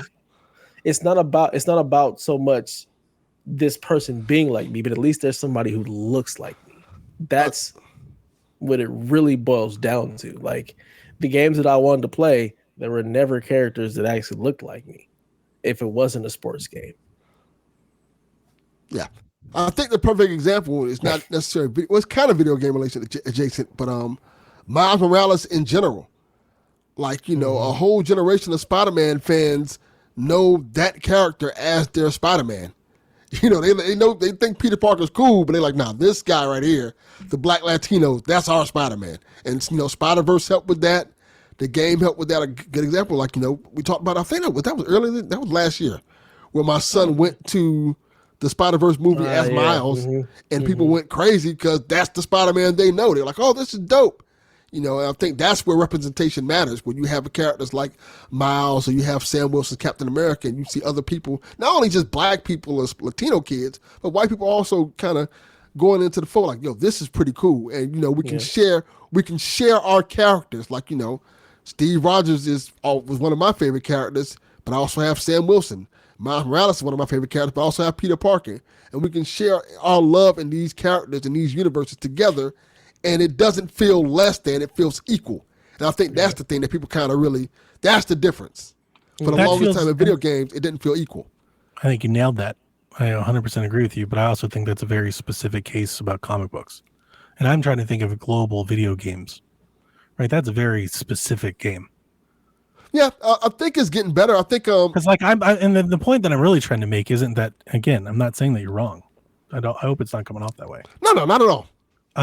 It's just that like video game characters are video game characters. Like nobody, like Blanca's not real, Chun-Li's not real, Zangief's not real. Jax, like these aren't real people. They have fucking metal arms and they shoot fireballs out of their hands. How much are we looking for real representation of people in video games where you're like murdering 9,000 people in a game, or jumping off mountains, or surviving zombie apocalypses and shit. You see what I'm saying? Like there's like a silliness to it. You're saying like Barrett, right? In Final Fantasy, like Final Fantasy, you're riding chocobos and freaking chickens and shit. Like, but it feels like we're adding. It feels like we're adding a whole lot of political weight to something that's really silly and like, not the place for that. Yes and no, because why is Barrett the only person of color in the entire fucking world? Look, I didn't write it. Right, and like, I'm saying, like, you got to ask Square Enix about that. Right. So I don't fucking know. That's the thing. It's just like I don't even know. I don't even know he's the angry guy. I don't even know anything about Barrett or Final Fantasy. I'm just pointing out, like, globally, like in a bigger picture. Yeah. Right, I'm thinking video games. Right, and so when you look at it that way, I want somebody that looks like me, and it's like, yeah, damn. And that's the thing. When you look at it globally, like, you mean globally, y'all couldn't think to include diversity in any way, shape, or form? I just don't. I guess the point I'm really trying to make is I think when you're making a video game, like if you're like making No More Heroes, I don't think the point is to like let's have real reality-based grounded characters. It's like, nah, like the dude fucking shoots 6-shooters and sings opera music on a baseball field. Like the point isn't to be taken seriously. Yeah, and it's not about being taken seriously. It's just about feeling like you belong, like you can be. Yeah, feeling like our characters can be cool too. Like Travis Touchdown's a cool character. We want our characters feeling the same level as those characters, as opposed to feeling like side characters or characters that are forgotten about in the realm of video games. Yeah. No, that I get. I just think I don't have all the answers, but I do think there are examples of both. I just it's gotten a lot better now. I honestly think I think there were a lot of examples for both for a long time before now. I just think in that time and place, people weren't fixated or arguing over it. So it didn't feel like it was a problem. I think Jax is a great example. I do think a part of the identity politics has made this a problem. I think people now are searching for it. They're highlighting it. Yeah. I honestly think many people played games for 20 years without even thinking about it. And I don't think it's just white people. I've always thought about it. It's always been a thing for me. Like I get that. I don't think we talked about it for gamers. You know what it is, though? I think it's kind of the pro wrestling thing where we just accept it like, oh, this is not going to happen for us. Yeah, that's exactly what it is. We just accepted it. It wasn't that we weren't bothered by it. We just accepted it. That, yeah, every game that I play, the main character is probably going to be a white dude. And we just have to accept it. It's just, we just accepted it. All of my friends who played games, who are gamers, if it wasn't a sports game, we just automatically assume that, yeah, this main character in whatever game this is going to be somebody who's not black. Somebody who doesn't look like me. We just accepted it. It bothered us, and any time that we got anything, it was like, hell yeah, like thank you, like I see myself, somebody who looks like me. But we just accepted that that's just what it was. And now people don't exactly like. No, I also want to preface, because you're both black and you're sharing your experience. This conversation's taking a black slant, and that's totally fine and valid. I'm speaking globally. I'm thinking women, different characters, gay character, like all the characters, right? Like all the characters. I think they've all been there in some shape or another. It's just become a very fixated thing. Yeah. In the last 10 years. And I'm not saying that, and again, I'm not saying that's a bad thing. That is a good thing. I'm just pointing out the difference that now it's a fixated thing. Like now it's a thing. I think it's also because the industry's changed as well too. The reason why there is a section of the internet that's pushing back is because there's a section of the internet that's fixated, right? They're not just sitting, taking it now. It's like, we make these things too. Let's go ahead and have characters. That's why I bring up, I think the identity politics, you have Barack Obama gets elected. It's our first black president. That really challenges a lot of people on grounds that they weren't ready for. So what comes out of that? You have both. You have the acceptance that this could happen, and then you have the opposite reaction. Right. And that's all I'm trying to point out is that you have people fixated on this, and what's going to come out of that? Their alternative, the people that don't like it now. Yeah. Right. And that's just the division.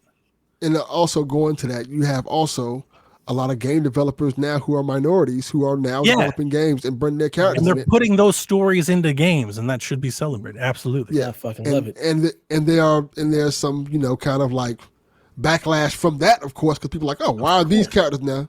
And that's kind of what you were saying. Like, as time goes on, what I was trying to say, more people are getting into the gaming realm, and people are not used to that, and you're getting backlash from it.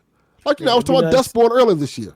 Perfect example. Dustborn is one diverse as fuck game, and that is the point of that game. You are playing as lesbian characters, gay characters, bi characters. That is the point of that game. And I'm quite sure if that turned, if people knew what the game was, that would turn a lot of people off, because they're like, why am I playing as these characters? But the people who know that and appreciate it are like, oh, this is pretty cool. Yeah, and why can't y'all just accept it like we did for years? Just play the damn game. Yeah. Just the world is diverse. You're gonna play something that don't look like you. Just accept it. It's okay. It's okay. I still love playing my dude bro white boy shooters every day. Love them. They're great. I love more black characters. I do too. I like more black experiences, not just characters. That's another thing. I think when I was speaking earlier at the beginning of the show, when I was talking about the trend, when I speak of the trendy thing, I think the reason some people, again, I can't speak for all, but the reason some people have been somewhat opposed to that, and the reason I started picking more male characters to play as, is it definitely feels like, I think like since like the PS4 generation start, it felt like the trendy thing to do from studios was to take like all their franchises and just make all the leads females. It was like, at some point, somebody was like, we don't have any females. And they're like, now everything's a female lead. And we've just been on that ride for a while, right? Like suddenly everything became a female lead. You had it over and over and over again. And most of them I love, right? I absolutely love Senua and love Fetch, but it just gets tired, right? I wasn't as into Cassandra, and that wasn't my cup of tea. I like having choice. I think that's there needs to be balance. You need to have choice where you kind of spread it around and it's not so antagonistic. But it always will be, again, because of the point that I was trying to make. When you bring in that other sort of thing, you bring in inclusion, you make different characters, you're going to sow the seeds for somebody to oppose that, because it's just that's the way the world is, and that's how, unfortunately, like, I don't know where to blame. I mean, I think the easiest point to blame is media, which I think social media and online presence has a part. But like the last 10 years, man, like that's all we seem to do is rip each other apart based off of paycheck, skin color, sexual preference. Yeah. Mm-hmm. You know, that's all we do. And, you know, if we talk about these stories before, I grew up incredibly poor in most black neighborhoods. Never really thought about it. To be honest with you, it never really dawned on me to really think about it until like 2011. It's like, oh, suddenly this is every topic, every political debate, every movie, everything suddenly gets boiled and stripped down to the color, sexual preference, wealth of character, lead, group of people. Yeah. But to your credit, like you said, you grew up around black people, around black culture. Mm-hmm. So to you, seeing us together and commingling, like that's a normal thing. That should be. Yeah. A lot of these people didn't grow up around. I know people who the only black person they know is me. Yeah, and that is insane. Same. That is why we think about people like that too. Yeah. My father-in-law, I always use as a joke. You know, I've told you guys this. I don't think I've ever shared the story, but all of Jack's friends are black. All of them. Yeah. And I absolutely love every time we have his birthday party or a get together or he goes somewhere else and his in-law, like my father-in-law, comes in. You know, because it's the first time he's actually hung around black folks. It's so crazy. Yeah.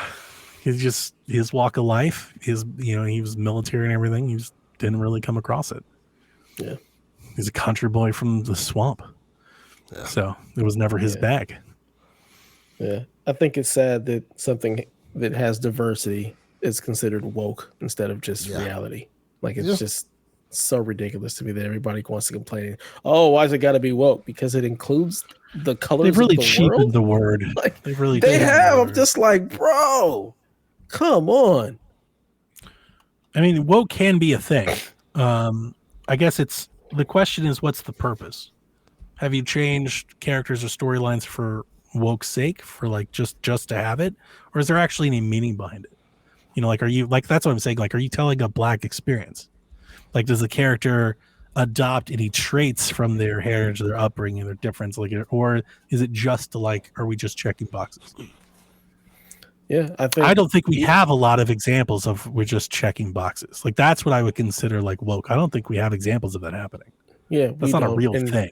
People will complain about like Star Wars, for example, having like female characters and black characters. That's ridiculous. Like, dude, it's so stupid. It's Star Wars, and the entire universe is just full of everything. So it would make sense to have black people. It would make sense to have Asian people, but it's like, oh, that you've gone woke because you've included women. It's woke because it includes people that don't all look alike. Like, come on, like that's the stuff that like really irritates me. Like, you really are mad because it looks like the rest, like the world. Like, come on. I thought, I mean, I always think Grand Theft Auto does a really good job of like including America. Definitely GTA 5. I think of like Mafia 3. You know, like if you're gonna like just do right by the character. You know, like that's the only thing that I want. I think was it the Assassin's Creed game that I played on Vita? Right? Yes. That's White Vita. I can't remember the character's name. I don't remember her name either, but I know you're talking about. I don't remember the name of Assassin's Creed, but yeah, it was a DLC, wasn't it? No, it was an actual full game. Assassin's Creed 3 Liberation. You're of Freedom Cry, Liberation. Yeah, you're thinking Liberation. That's the game. DLC. Liberation. Wasn't it also like a DLC for 4? Like later on, they brought that to PS. They did. Yeah, you're right. I didn't play that, but they did bring it back. Vita. It was like the HD version. Yeah. Yeah, it debuted on Vita. I think it had a DLC. That was my Vita. I got that Vita. I like that one. Assassin's Creed got me in the door. Yeah, I don't know. I think it's, again, it's so easy to point your finger and blame social media, but in this case, I think it's true. Mm-hmm. Social media has really not done a disservice to us in this regard. 1,000%. You know, I just will say this. I think people need to keep this in mind. Minorities make up 40% of this population in the U.S. I think it's more than that now. It might be more. I think that number. I think that was the number like 10 years ago. I think it's much more than that now. If you counted all minorities against white people, I think it's like 60-40 now. Yeah, it's really close. So you gotta keep that in mind with these stories. So the stories are going to be a lot more diverse because there are, frankly speaking, a lot more minorities in this country. I also just think it's more interesting. It's more interesting to learn about different groups of people and stuff like that. You know, like I like being exposed to different takes and learning about different things. I do too. That's why I like the historically games. I like the games that venture into, even if it's not accurate. It's just more interesting. It's fun. Yeah, absolutely. All right. Oh, okay. I was just, if you got some other stuff, let's end this. Let's end this. It's late. I gotta put my kids to bed. Yeah. It's what, 12:30 for y'all? Almost 1 o'clock. I have no idea. I haven't looked. Yeah. Well, until next time, ladies and gentlemen, play some video games. Peace.